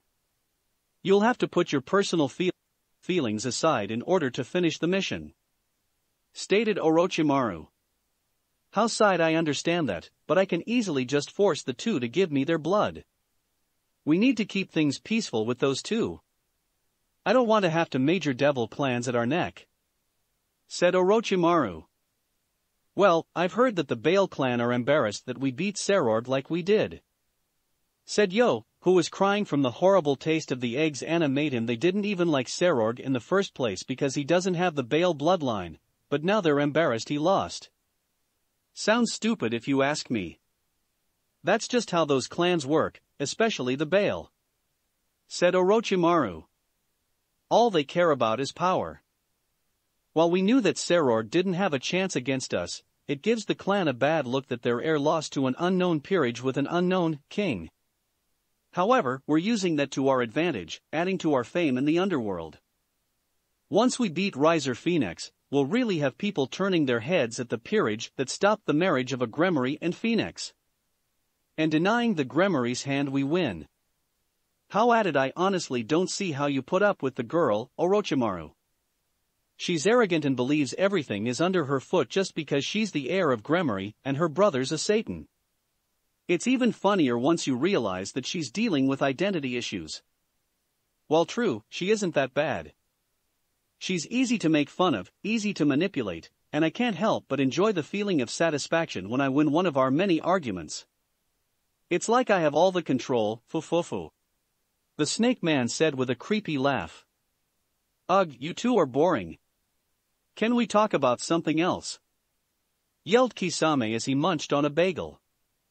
"I want to do something today. I haven't done anything ever since I've been in this boring town. I've heard hanging yourself with rope is pretty fun," muttered Anna as she quietly munched on her own bagel. "And I've heard that having complete control of the remote tonight is even better." Kisame smirked at Anna's skull, knowing he won again with facts. "Really though, what is there to do in this shitty town? We can go to the amusement park," said Lee. "I've never been to one. I've always wanted to go to one." "An amusement park?" Kisame muttered with a hand on his chin. "You mean one of those things on the commercial with the screaming children?" "Yup," Yo said. "We should wait for Issei to get out of school before we go." No. I want to go now," said Kisame. "It doesn't open until later, Mr. Kisame. We'll have to wait." "Damn it. Well, I guess I'll just enjoy my day with the TV then." He couldn't hold back the satisfying smirk on his face when he saw Anna twitching. "I recorded a few episodes of Love and Hip Hop using the DVR thingy that Lee showed me. Should be fun. And when it's nighttime, naked and afraid it is." "Yo, hurry up.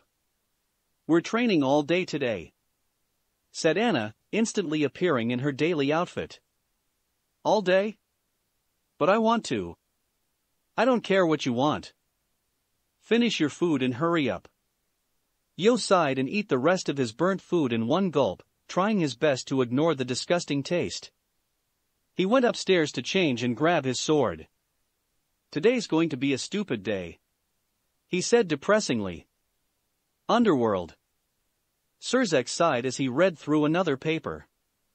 While he was working, his mind was elsewhere. He continued to think about Naruto after the last week and a half and couldn't help but feel guilty.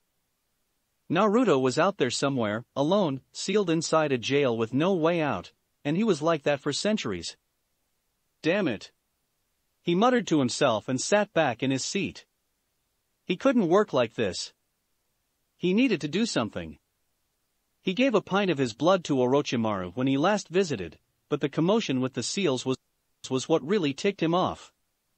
However, he was going to keep his mouth shut like how Orochimaru asked him to until Naruto was freed. The door to Surzek's office opened and his wife, Graphia, entered with a small tray of tea. "Ah, Graphia. It's good to see you," he said with a smile. "Thank you, Lucifer-sama," she said as she placed the tray of tea on his desk. She poured a cup for him, in which he accepted. "Delicious," he said with content. "I'm glad it pleases you, Lucifer-sama," she answered. Graphia noticed his troubled look, but he spoke before she could ask him about it. "Graphia, do you remember Naruto Bale? You meet him at that party the Phoenix clan hosted after the Civil War was over." "I do remember him, Lucifer-sama." Surzek raised an eyebrow at her statement, "but that was the only time I've ever communicated with him. I never fought with him during the war because we were in different legions." "Makes sense, so you wouldn't know too much about him then," he muttered. "I've heard of all of his accomplishments during the war, but no, I do not know much about him at all, not like you and the rest of the Satans, Lucifer-sama. Is there something troubling you? I'm not going to act like there isn't something troubling me, but it will solve itself soon enough. Don't worry, everything will make sense soon, he said. If you say so, Lucifer-sama, she said with a small bow before exiting the room. That boy Riser should be making his move soon, Surzex said to himself as he laced his fingers together. If so, it's only a matter of time when Orochimaru beats Riser, retrieves the remaining blood they need, and free Naruto. Surzex sighed again for what seemed like the 10th time of the day. There's only one problem. Where is Naruto's seal anyway? After school, Occult Research Club. Issei threw his bag on the floor and sank into the comfy cushions of the couch. School is so boring. I want to go home. He whined. Akino giggled from her position behind Rias. I assure you, Issei, I can take you home. We can do things together I know you'll enjoy, Fufufu. I'm not sure, Akino, if I'll be safe going with you, he said with a blush and shudder. Akino's giggles didn't serve to comfort him anymore. Akino, stop teasing Ise.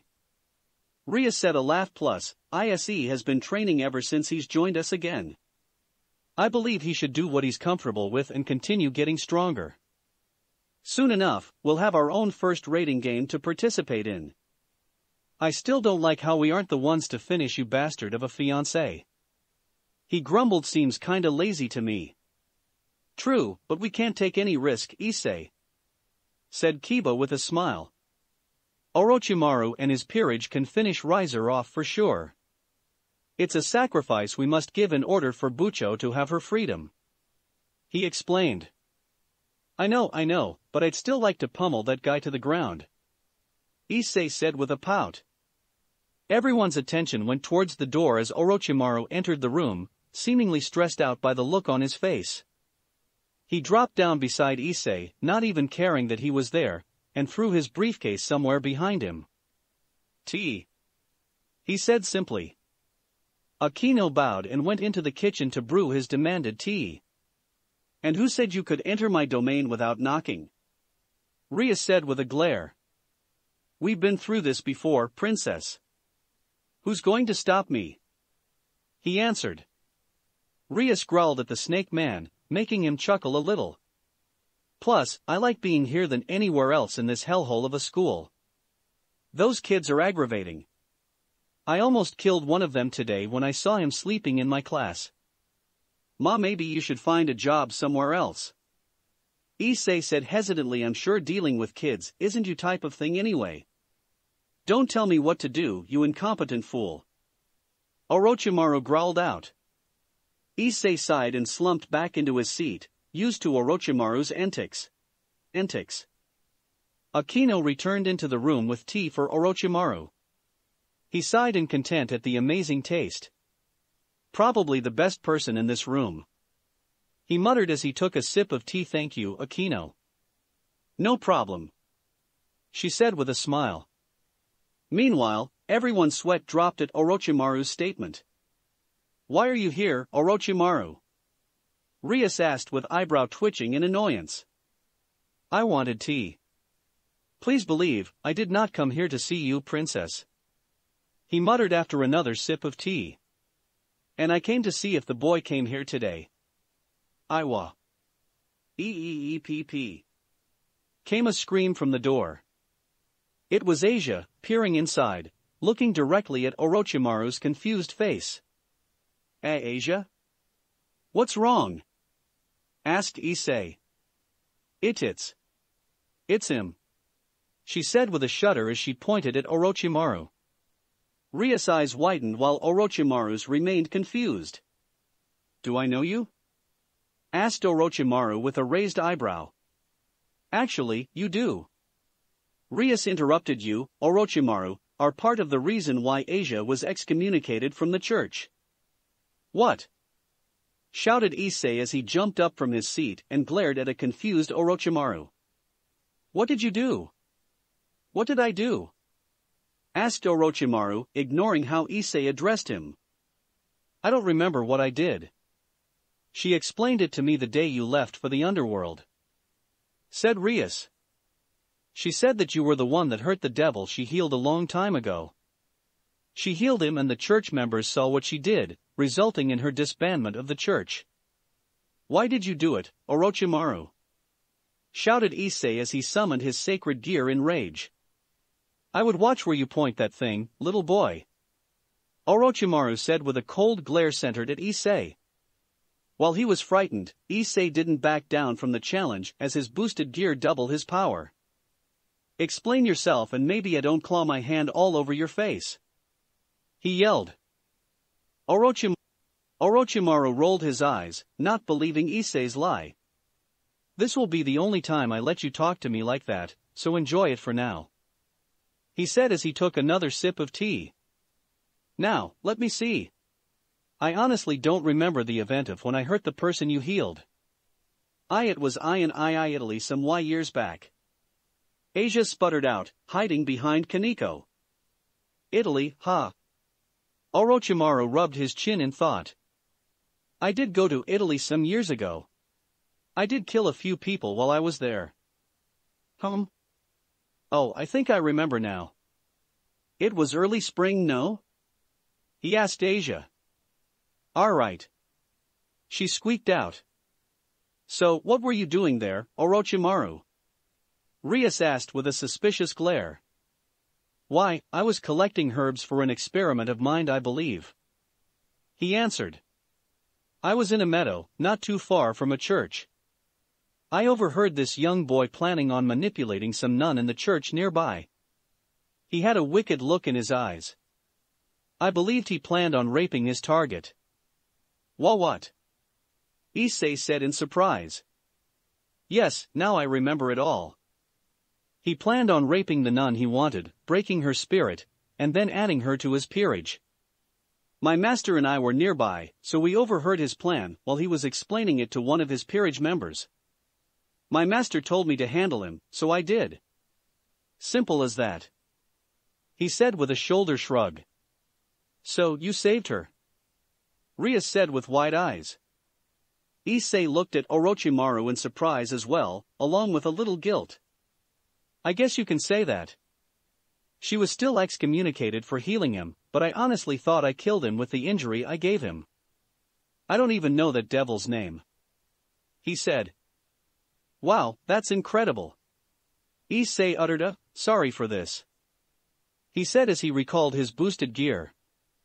"No problem, I just hope that you sleep with one eye open at night," Orochimaru said with a devious smile as a snake came from the sleeve of his suit. Issei took a few steps back in fear. Asia, meanwhile, was looking at Orochimaru in awe as she made her way towards him. He was ready for when she threw herself onto him, hugging the snake man with all her might. "What are you doing?" said Orochimaru with a frown. He was quite uncomfortable with Asia wrapped around him.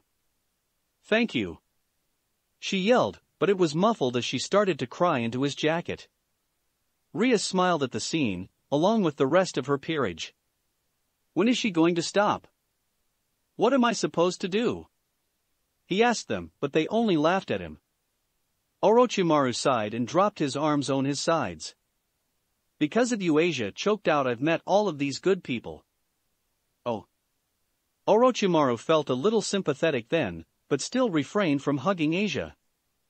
"Thanks, Orochimaru, for saving Asia back then," Issei said with a smile. "I told you, I didn't even know she was there. I just did it because what he was planning was evil. Nevertheless, I appreciate the praise," Orochimaru said. "Lee and you want me to check up on you. They said that you could train with them sometime soon." "Really?"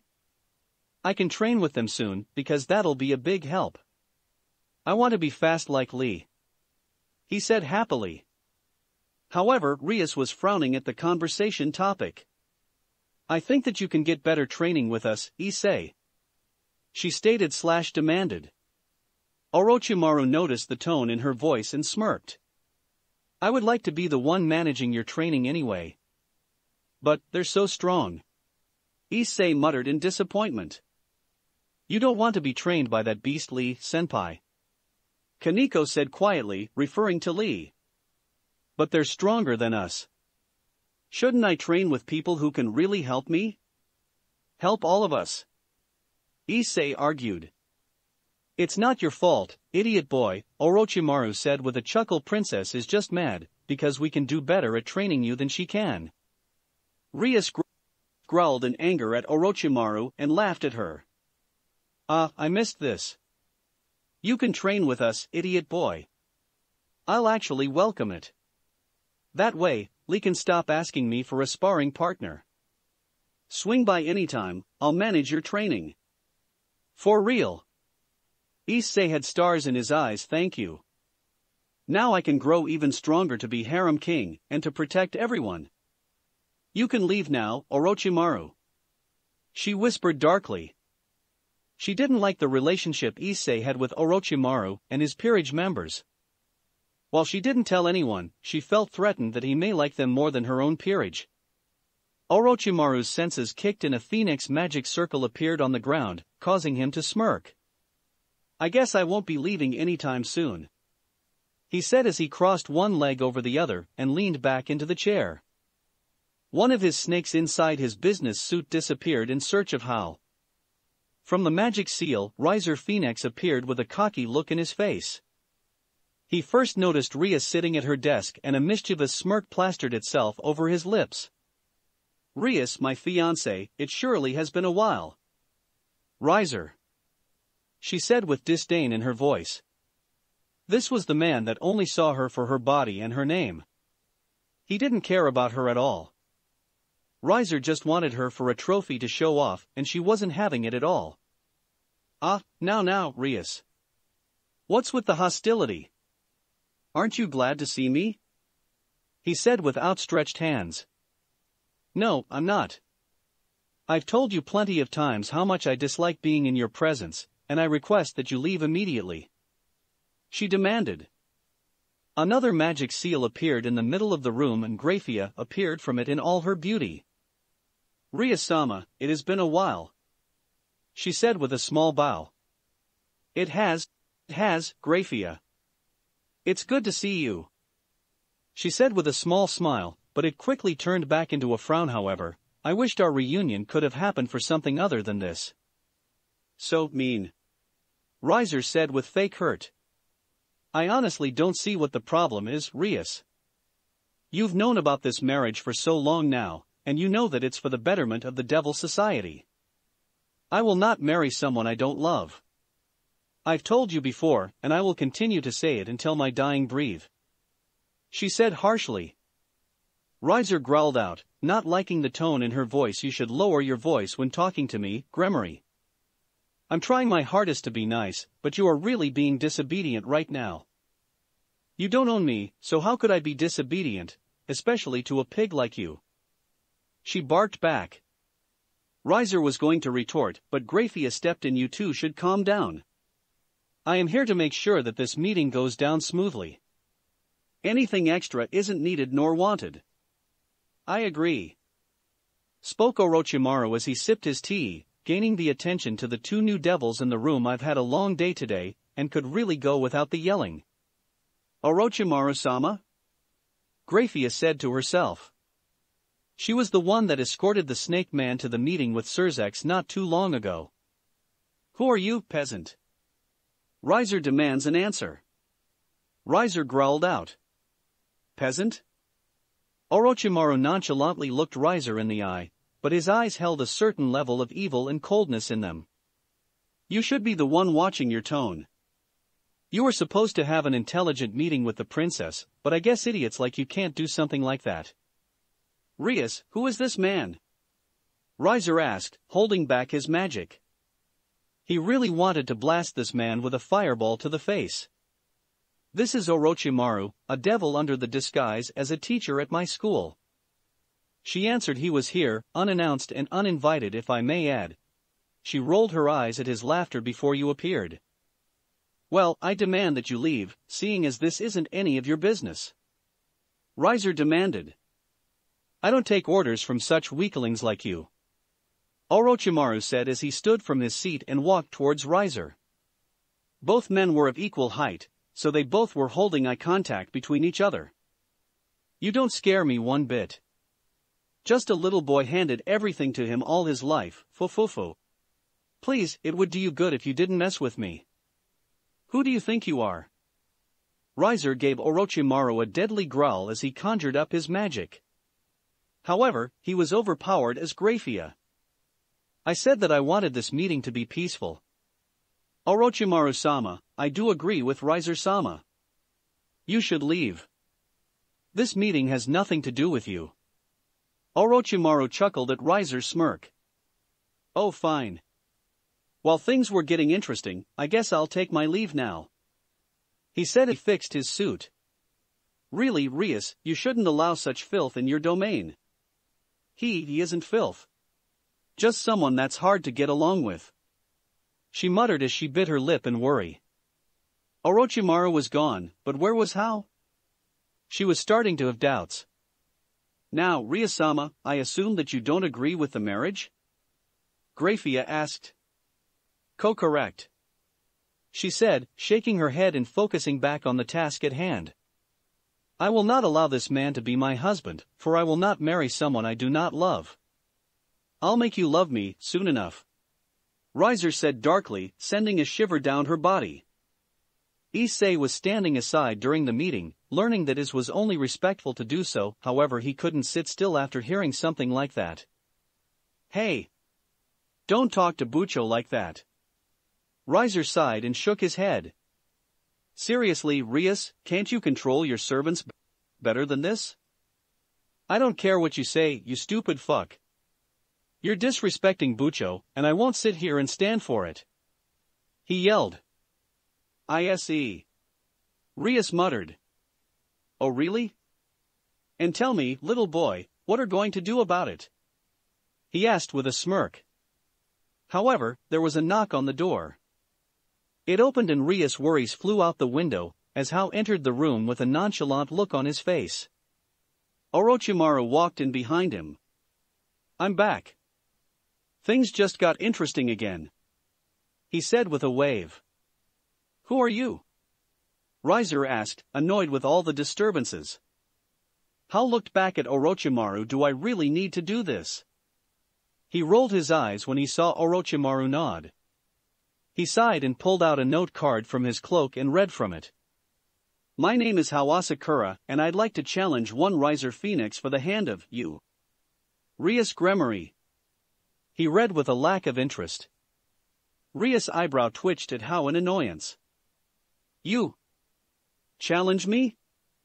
I don't even know who you are. Riser laughed out. Apparently, he didn't see the match between Hao and two of Serorg's peerage members. Hao sighed again and filled his note cards until he found the right one. I'm a devil who wants the hand of Rias Gremory because she is a... Hold on. Orochimaru, did you write this mess? While she does seem beautiful to most devils, her attitude and stupidity really makes her go from, like a 5 to a 2.2. And that's out of 10. A 2.2.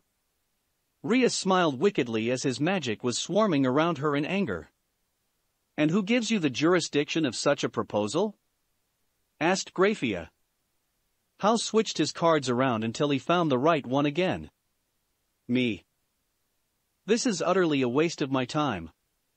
Look at these weaklings trying to convince you to be able to have a chance at Rias. Shouted Riser at Graphia. Weakling.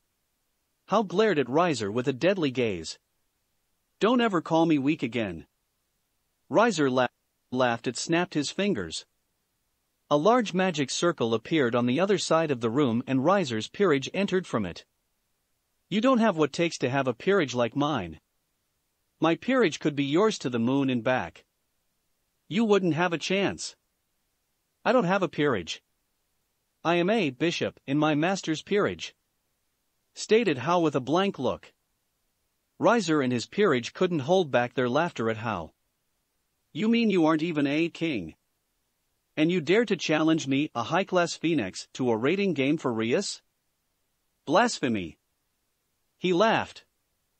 Orochimaru put a hand on Hao's shoulder, stopping him from doing anything crazy. Remember why we're here. He whispered to the younger boy. You'll have all the time in the world to prove him wrong during the rating game. Hao growled in annoyance but complied. Whatever he thinks, we can have this challenge, right? He asked Grafia. Yes, you may. I'd have to check in with some of the devils over the arrangement, but I'm sure that they'll agree upon it.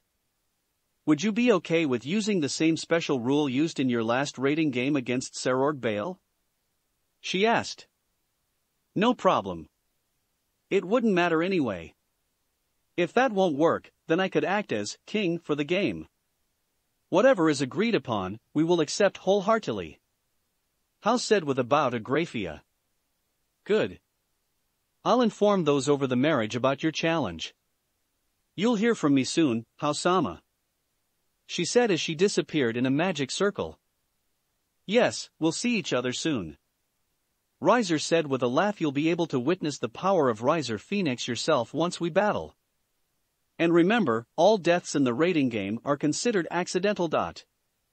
He said with another laugh before he left, his peerage following behind him. You did well. Orochimaru said to Hao once they were gone. You held your temper in well. I smelt a virgin in his peerage. Spirit of Fire smelt one too, a virgin of promise. A wicked grin spread over Hao's face, a grin of evil and ill intent. I must thank you again for your services. Ria said to Hao and Orochimaru. As promised, once you win, you'll have my blood along with Sona's. Good. However, I do have a question. Hao stepped up closer to Rias, who was the blonde-haired girl. The one with the pink dress on his peerage? You mean Revel? Rias asked with a raised eyebrow. She is Riser's younger sister. Why? I'm sure Sona told you about me and my abilities. He said with a chuckle. Spirit of Fire, and I sensed a strength coming from the girl. And he did say all deaths are counted as accidental, right? Rias and Akino's magic flared around them as they both shot Hao the deadliest glares they could muster up. The building started to shake as the pressure was increasing every second. Kiba grabbed Asia and jumped to the back of the room, far away from the group, while Kaneko grabbed Issei and pulled him towards the back as well. They knew that the two great ladies had a personal relationship with Revel, so they understood the reason for their rage. Hao, amused at the scene, crossed his arms and sat down on one of the couches. Orochimaru sighed at Hao before making his way into the kitchen, hoping to find some more tea available. You will not touch her at all. Ria said with all seriousness in her words. I don't care what you do to Riser, but Revel is off limits. Demanded Akino, her usual smile long gone. I don't know. You'll have to ask Spirit of Fire if he'll keep from eating her. He hasn't had Virgin Devil in a while, a rarity if you ask him, and is pretty hungry. A small flame appeared over Hao's head, and a small head with long horns grew from it. The yellow eyes of Spirit of Fire looked down upon Rias and Akino with hunger in its eyes, seeing as they were virgins as well. Rias, however, didn't back down. I want to be freed from my engagement, but not at the cost of someone innocent. You will not do anything to Revel, and that is final. The Spirit of Fire's body started to grow from the flame, now revealing half of its body. The two females stepped back when the Spirit of Fire's head had split, revealing a dark, black mouth, and screeched at the two girls. They covered their faces with their hands as the wind in the room picked up, almost like a mini hurricane, from the Spirit of Fire's power. He doesn't like your tone. Hao said with a smirk as he crossed one leg over the other. Don't you want to be free? Maybe this is the only way you'll do it? By sacrificing a friend's life, you'll be able to live out your own? Everything in this world isn't free. True, to the surprise of everyone in the room, Sona appeared in between Rias, Akino, and Hao with his Spirit of Fire, but we've already come to agreement, our blood for your services, correct? She said as she pushed up her glass.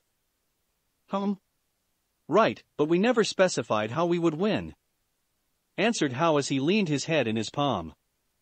Well, then let me explain something to you. It was Sona's turn to glare at the smirking Hao. This ploy you have about using our blood for Orochimaru's research? I don't believe it one bit. Orochimaru poked his head from the hallway, interested in what she was saying. Even Hao lost his smirk. In all honesty, it sounds fishy. Ah, come on Sona. Who do you think I am? Asked Hao. Aren't we allies? I know you are a liar, and I don't know if we are allies. I talked to Serorg not too long ago. Hao really lost his smirk, and it was replaced with a frown. Orochimaru was really interested now and walked back into the room. Apparently, Rias and Akino, they have been lying about their purpose of using our blood. Really now? Rias said with a glare at Orochimaru. He ignored it and focused on what Sona was saying. Yes. I told him of your situation and how they were going to help, which made him confused. Apparently, their master is a Bale, and they lied to Serorg saying that their master was hurt and needed some of his blood in order to help him recover. You told me that Orochimaru wanted our blood for research purposes. It is true, to a degree. He said with a shrug. But it isn't your main goal, is it? Asked Sona. Orochimaru smirked and looked towards Hao. She really is smart. I agree with you, she's better than Princess. Told you. Hao said, ignoring the fuming Rias. She is much more enjoyable to talk to than the Gremory. While I would say thank you for the compliment, we need answers if we want to continue with this alliance we have, Hao. Sona said. Hao sighed and raised his hands in surrender. All right. While I can't tell you everything at the moment, I can tell you some things. Understandable. Now, my first question, who is your master? She asked. Can't say. Hao answered, however, you are right. He is a Bale, a pure-breed Bale. Rolling her eyes at his jab at her heritage, Rias stepped into the interrogation. So he is a Bale. My question is where your master is currently? We don't know. Orochimaru answered simply. It is, honestly, a question we do not have an answer for.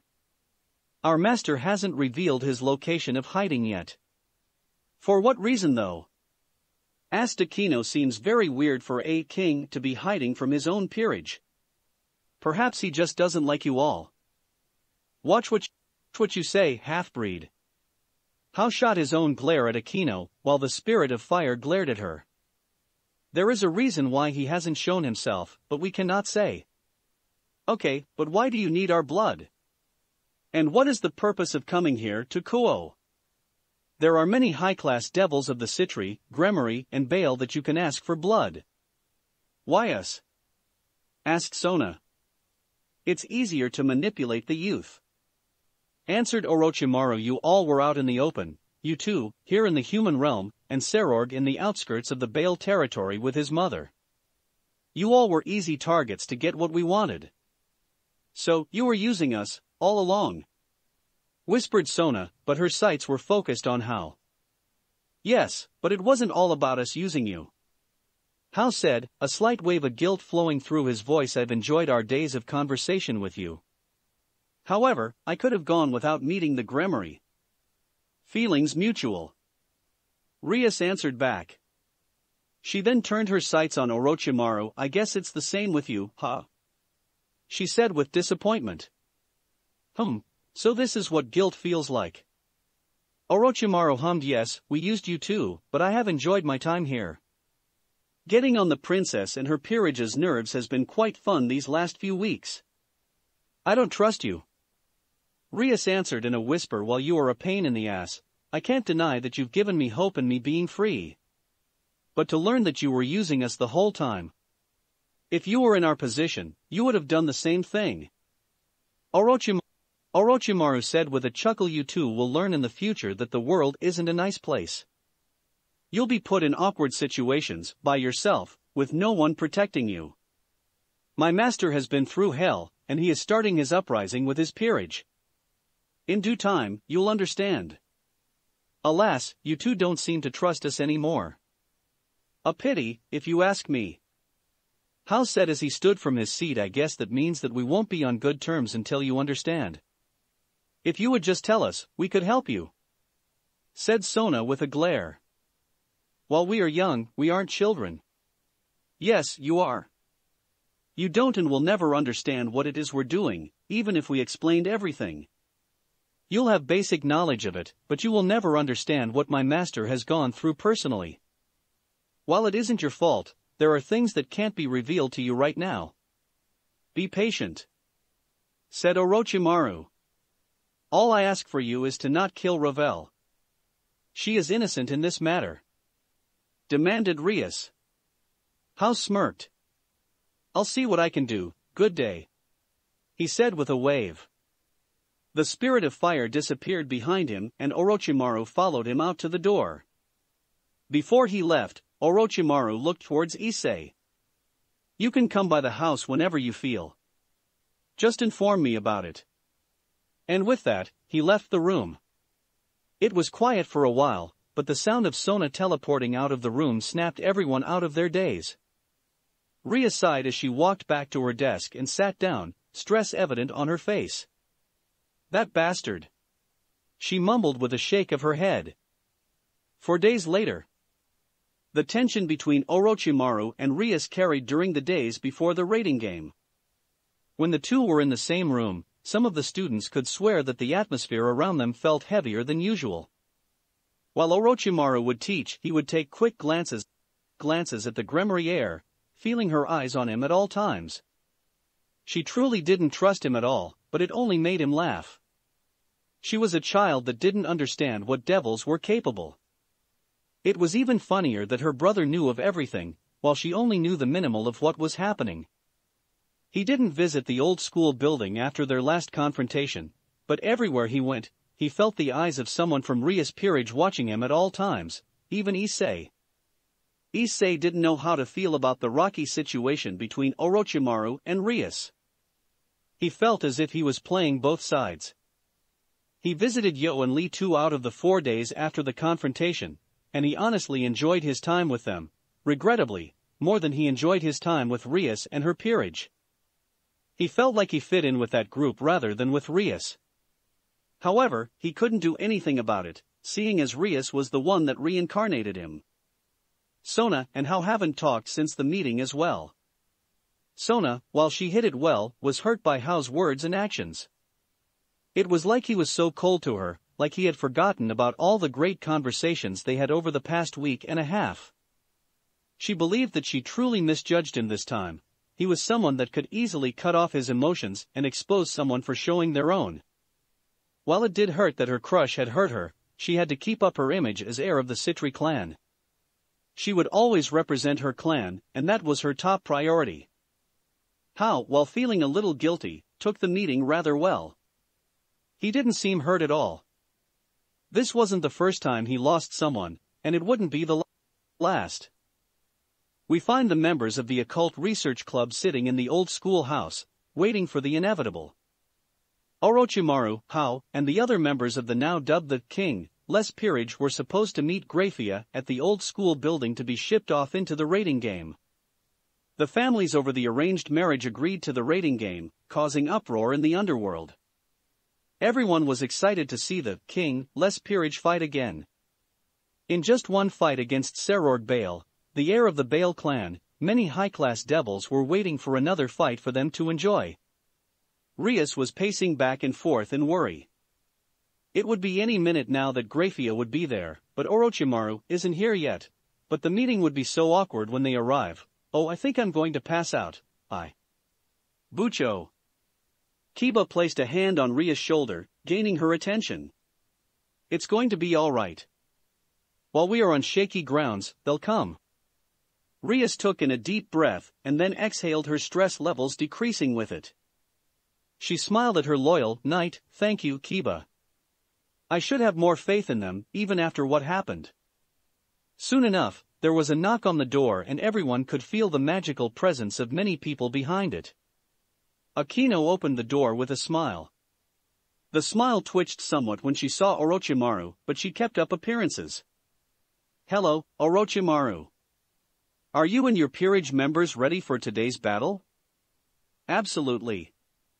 He said with his ever-present smirk. While we may be on bad terms, would it be a hassle if I asked for tea? I've already made some. Please, come in. She opened the door for everyone to enter. Oha. So, this is the legendary ORC Issei keeps talking about, said Yo, entering the room while holding Anna's hand, who was dressed in a kimono rather than her usually blue dress. Feels homey. Greetings, for those who I haven't met yet, Rias said with a bow. I am Rias Gremory, heir of the Gremory clan and... Where's the fucking bathroom? Kisame interrupted Ria's speech, causing her eyebrow to twitch in annoyance. Can't fight with a full stomach, if you get what I'm saying. I'll lead you to it, Akino said with a smile. Kisame nodded and followed after her also. Do you have some Febreze? 'Cause I'm gonna need some. Rias watched Kisame leave. Is everyone in your peerage wild and unethical? Orochimaru chuckled somewhat as his peerage members settled into the couches of the room. No, all of us aren't. The most normal of the group is Anna and... Hey! Rias. It's me, Lee. You remember me, right? Oh, and the little white-haired girl too. And Knight. What's going on? Be quiet, Lee. Anna demanded without even looking at him, but he locked his mouth in place. Anna was a scary woman after all. I haven't met everyone in your group, but she seems strict, said Rias with a smile. I don't have any time for disobedience, Anna said as she stood up and walked towards with elegance Rias. She stretched out her hand to the Gremory heir once she was close enough. Kaioyama Anna, soon to be Asakura Anna. It's nice to meet you, Rias Gremory. Rias shook her small hand with a smile. Nice to meet you as well. Meanwhile, Issei walked up behind Lee, and Yo, I've never seen Anna so nice, he said in awe. Take in the sight and burn it in your memory. Seeing Anna like this is like seeing a dog walk on its hind legs, said Yo as he took a quick picture of Anna with his phone. I've heard of the dark dealings how an Orochimaru revealed to you. While you do feel betrayed, you'll learn that it was necessary for our master's sake. You will learn soon enough in the coming days. I hope so. I assume you can't tell me who your master is or where he is? Asked Rias. I cannot, nor do I know where he is, she answered. Rias sighed a shame. Really? I'm really interested in this man. As am I, but we shall meet him soon once the conditions are met, she answered again. Rias picked up on what Anna said. Once conditions are met. What could that mean? You don't seem to mad anymore, Orochimaru said once Anna sat back down with Yo. Feeling any better? I've had time to dissect our past confrontation, she said as she sat back down. I know that I don't know anything, and I do know my questions will be answered soon, so I can only remain patient. Good, I'm glad you've come to that realization, princess, he said with a small but true smile.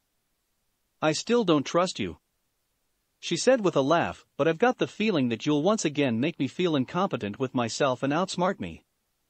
But of course, he said, his smirk returning, that is my job and my job only. I hate him, however, she said, pointing towards the smirking Hao. I can hear you, you know, he said arrogantly. I don't care if you can hear me, she growled. She turned back towards Orochimaru. Could you stop him from killing Ravel, please? She doesn't deserve it. She's innocent. I'll see what I can do, he said with uncertainty. I don't know if I could defeat Hao. I believe he's stronger than me. He is one of the strong members of the group. Then who's the strongest? Rias asked. Fee-wee-wee-wee-wee, yelled Kisame as he entered the room. Warning, do not go in the bathroom. Dear Lucifer. It smells like a rat and a cat fucked in there, and the rat had a baby bat with AIDS. Akino entered the room with a large gas mask over her face, but everyone could feel that she was annoyed because of Kisame. "I have to clean that up later," she growled. Small talk filled the duration of the time until Graphia appeared in the middle of the room. Orochimaru and the rest of the peerage stood at attention. "Are you all prepared for the battle?" she asked. "We are," said Orochimaru. "Are there any rule changes?" "No. It will be the same like before. If the other peerage captures your king in his orb form, then the other peerage wins. Everything else is the same as usual," she explained. "Where is your king's representation?" An orange orb grew from the floorboards and floated towards Graphia. Rias and her peerage looked on at the orb in awe, the feeling of power coming from it. Graphia kept up her facade well, but she too was impressed. "Your proof?" she asked once the orb was in front of her. Inside the orb was the king piece, showing that he was the owner of his peerage. "Good. I shall now take you to the fighting stage. Is there anything else you need to say to Rias, seeing as one of your peerage members is fighting for her hand?" "We don't have anything to say to her, but I know she has something to say to us," Orochimaru said as everyone looked towards Rias.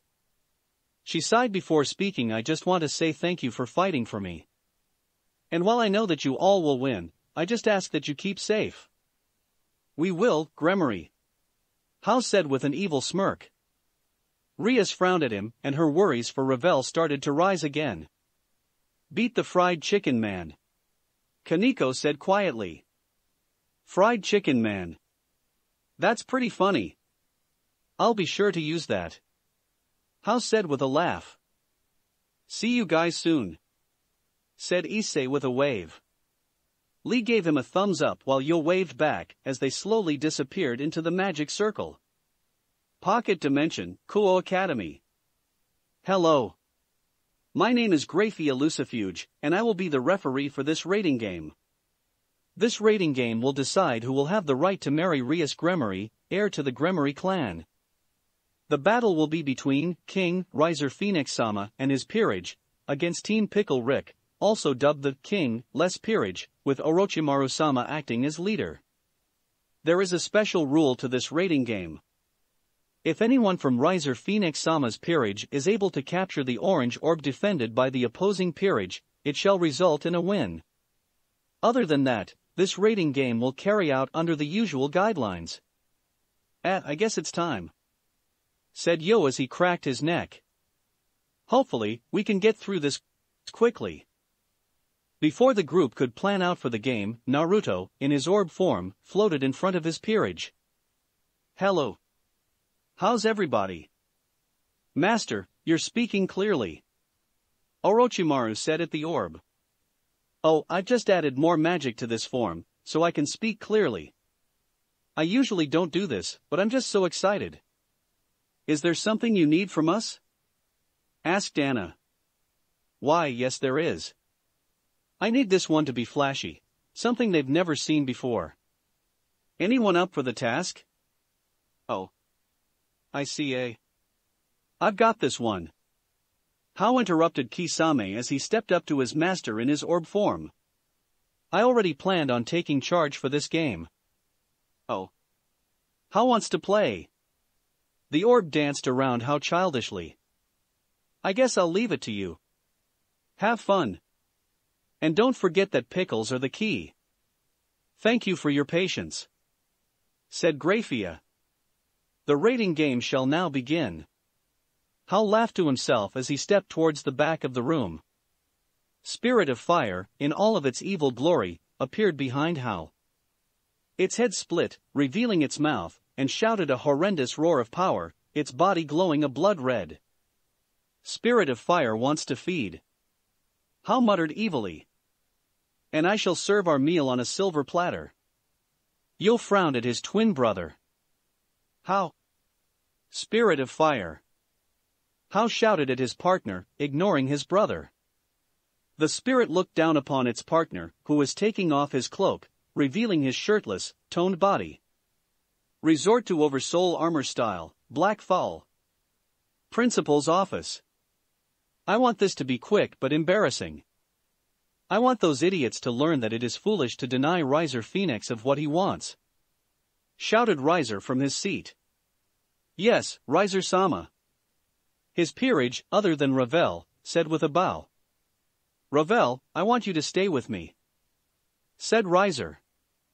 The younger devil looked up to older brother. This fight isn't worth your time. Let my servants handle it. Sure. I just hope you know what you're doing. She said as she sat down in one of the available chairs. Well, of course. Break up into our usual groups. Spread the fights across the school grounds, so they won't be near each other. Following their king's demands, his peerage members all assembled into their usual groups and started towards the door. However.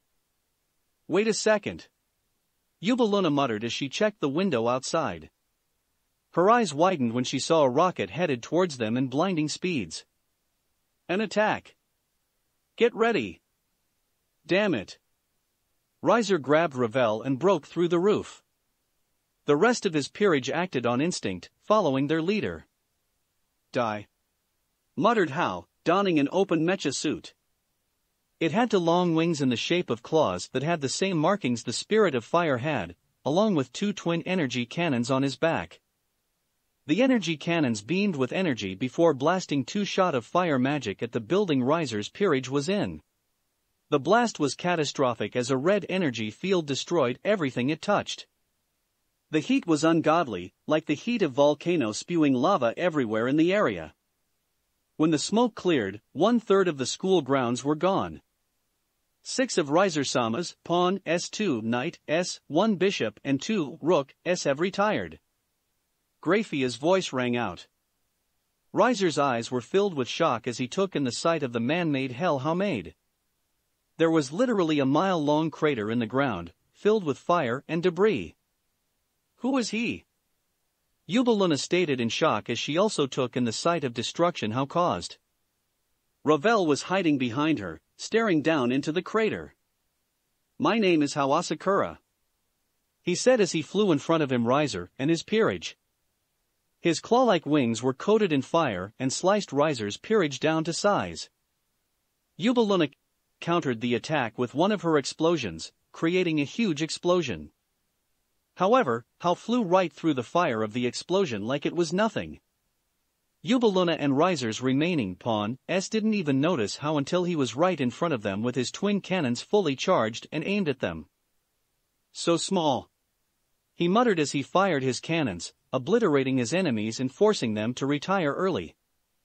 2 Pawn S and Riser-sama's Queen has retired.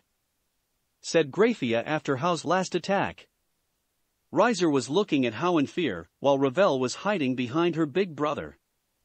Hao smirked at the scene and recalled his armor. The Spirit of Fire reverted back to its original, large form behind Hao. Greetings, again. Fuck you. Shouted Riser with anger as he threw fireballs at Hao. The Spirit of Fire blocked any attempt of harm towards Hao by using its large hands. Now, you can either get out of my way peacefully, or we can do this the hard way. Hao said with a wicked grin. Please surrender the girl behind you. What? Why would I do that, you idiot? Shouted Riser. Spirit of Fire is hungry. Hao said. The Spirit of Fire growled out as it looked directly at Ravel, who was shaking in fear at the humongous beast. He'd like the girl behind you for a snack. She smells of a virgin, and that is his favorite food. You bastard.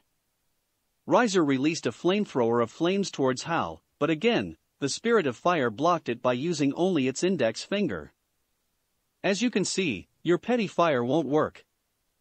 It'll be quicker for all of us if you surrender the girl so I can quench my hunger. Big brother, don't let that thing get me. Ravel shouted in fear, tears pouring from her eyes as she hugged onto Riser. He won't. He said as he glared at Hao, ramping up his fire wings. I promise you. Riser Phoenix, high-class pure-blooded devil, king. Versus Hao Asakura, middle-classes pure-blooded devil, bishop. You wish to fight then? Hao said with a smile. Great. More food for me. Unexpectedly, Hao flew towards Riser, while the Spirit of Fire stayed behind. Riser tried to stop him with a barrage of flames, but Hao flew underneath the stream, and was right in front of Riser, delivering a bone-crunching uppercut to his chin. Before Riser could fly away from the force behind the punch, Hao grabbed Riser's leg. He spun him around, adding momentum to his movements, and threw his body down towards the ground. Riser didn't hit the ground, however, as the Spirit of Fire flew towards Riser's falling body, and opened its huge mouth. Before Riser knew it, half of his body was eaten by the Spirit of Fire. Jia! He shouted as his body started to regenerate.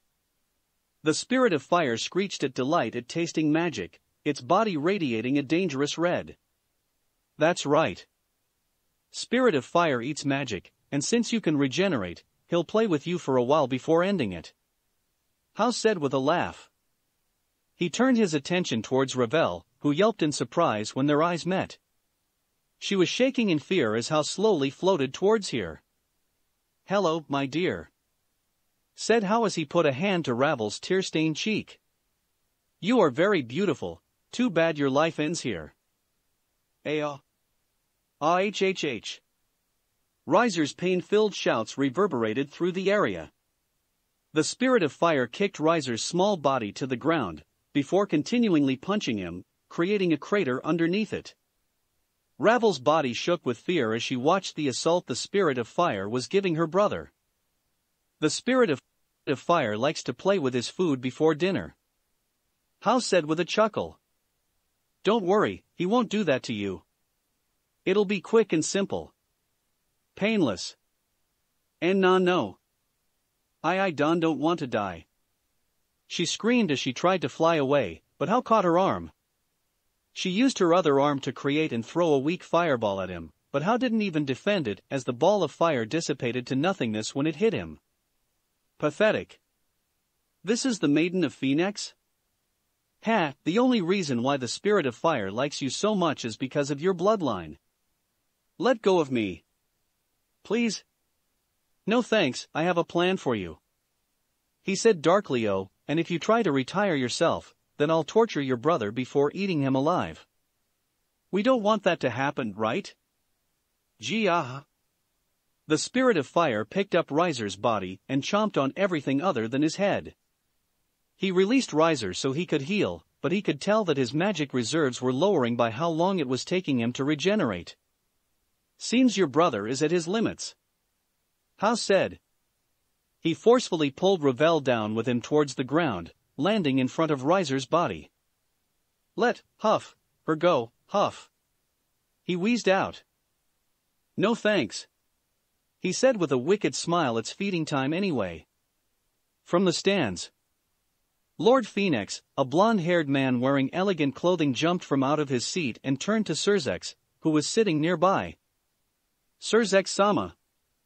You must stop this. He's going to kill my daughter. This needs to end. You know I can't do that, Lord Phoenix. Surzex said with gritted teeth. While it was assured that Naruto's peerage would win, he didn't want it to be like this. She's going to die. We need to stop this. Shouted Lady Phoenix, an older, carbon copy of Ravel. I can't. Surzex gripped the sides of his chair as he was forced to watch. If he were to stop the fight, it would show favoritism for high-class devils. He was forced in a corner. Nobody noticed the orange ball behind them. With Hao, Ravel, and Riser. Keep going. I want to test something. Naruto's voice rang inside of Hao's mind. He smirked at his master's demanded and continued with his act. Now you'll get to watch as the Spirit of Fire consumes your sister. Any last words? No. Let me go. I don't want to die. Please, I'll do anything. Ravel was crying a flood as she tried to loosen the grip Hao had on her wrist, but he was too strong for her. Please. Riser spit out a glob of blood.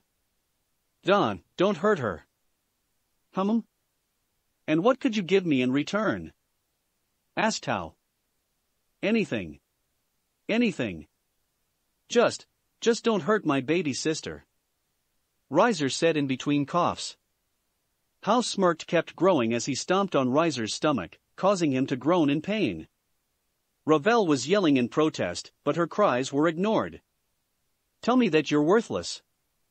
Riser's eyes widened, even through all the pain he felt.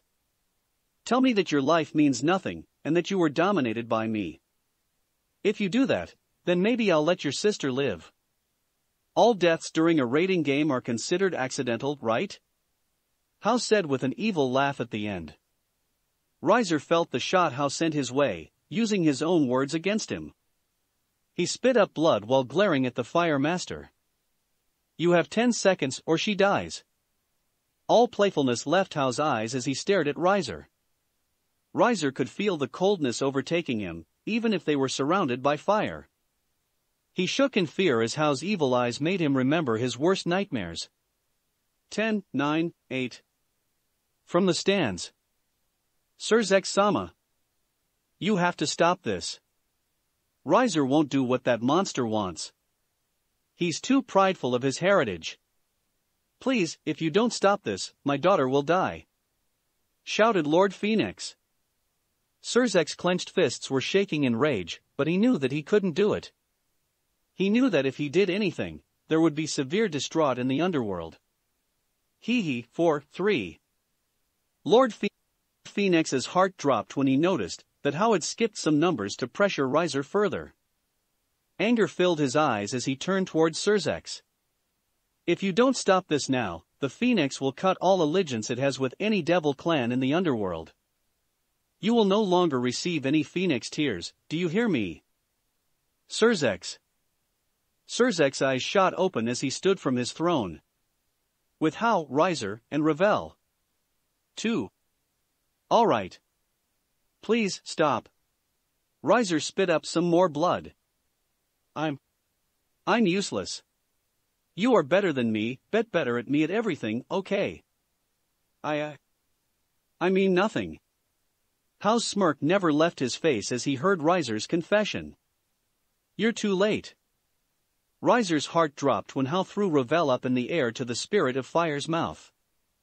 The spirit squealed in delight when Ravel was in front of him and opened his mouth to devour the girl.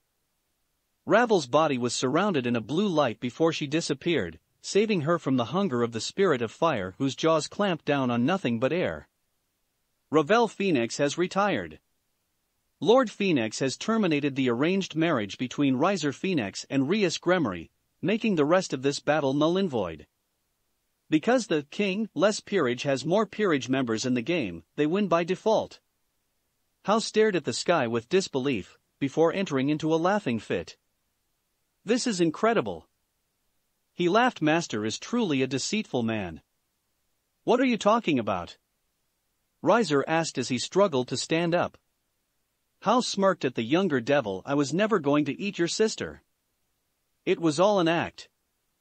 What? Riser's anger started to rise.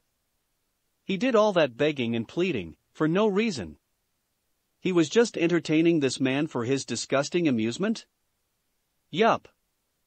But I did want to eat her, and the Spirit of Fire here really hated the plan because he wanted her more than I did, but I have a rule: let the innocent continue to be innocent. Your sister had nothing to do with this stupid marriage or your arrogant actions. It was all a game for me, he said with a laugh before gaining a serious look. However, I wasn't expecting the higher-ups to do something like this. Pulling a player of a raiding game out to save their life?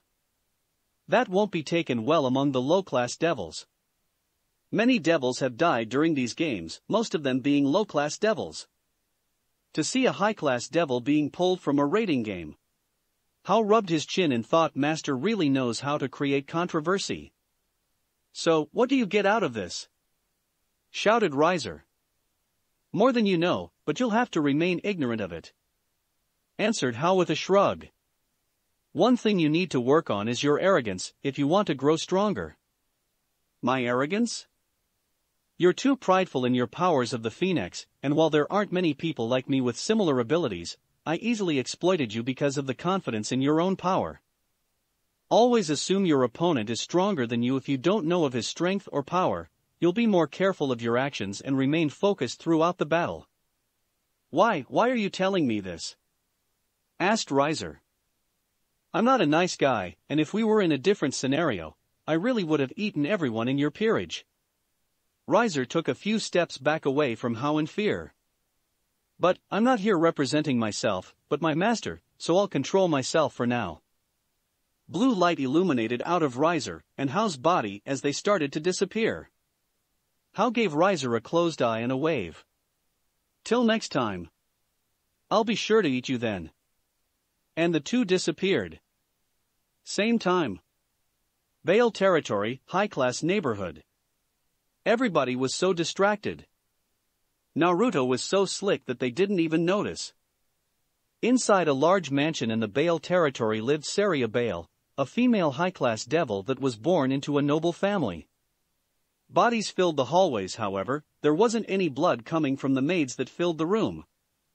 A dark red mark on the back of their necks would make one believe that they were forced into unconsciousness with a chop to the back of their neck. Ravel Phoenix has retired. Lord Phoenix has terminated the arranged marriage between Riser Phoenix and Rias Gremory, making the rest of this battle null and void. Because the king, less peerage, has more peerage members in the game, they win by default. Graphia's voice coming from the television rang throughout the quiet house. Saria was in front of the television, watching the battle from her elegant recliner with a wine glass in her hands. Well, she was doing that. Red wine stained the carpet and the glass cup was cracked from the fall it took. Saria was slumped over in her seat, unconscious just like her maids and butlers that filled the house. A large needle entered her arm. Its target? Her veins. Naya. Kuroka laughed as she placed the needle into the sleeping Bale's arm. That was easier than I thought, Naruto. An orange ball floated next to Kuroka and watched as Saria's blood started to fill the tub connected to a blood bag. You just gotta love a good backup plan, and my protege? Naruto voices said with playfulness as he joined Kuroka in laughter. That's it for this reading. Hit like and subscribe for a free ticket pass going to the different worlds of anime fanfictions. Looking forward to having you on board again.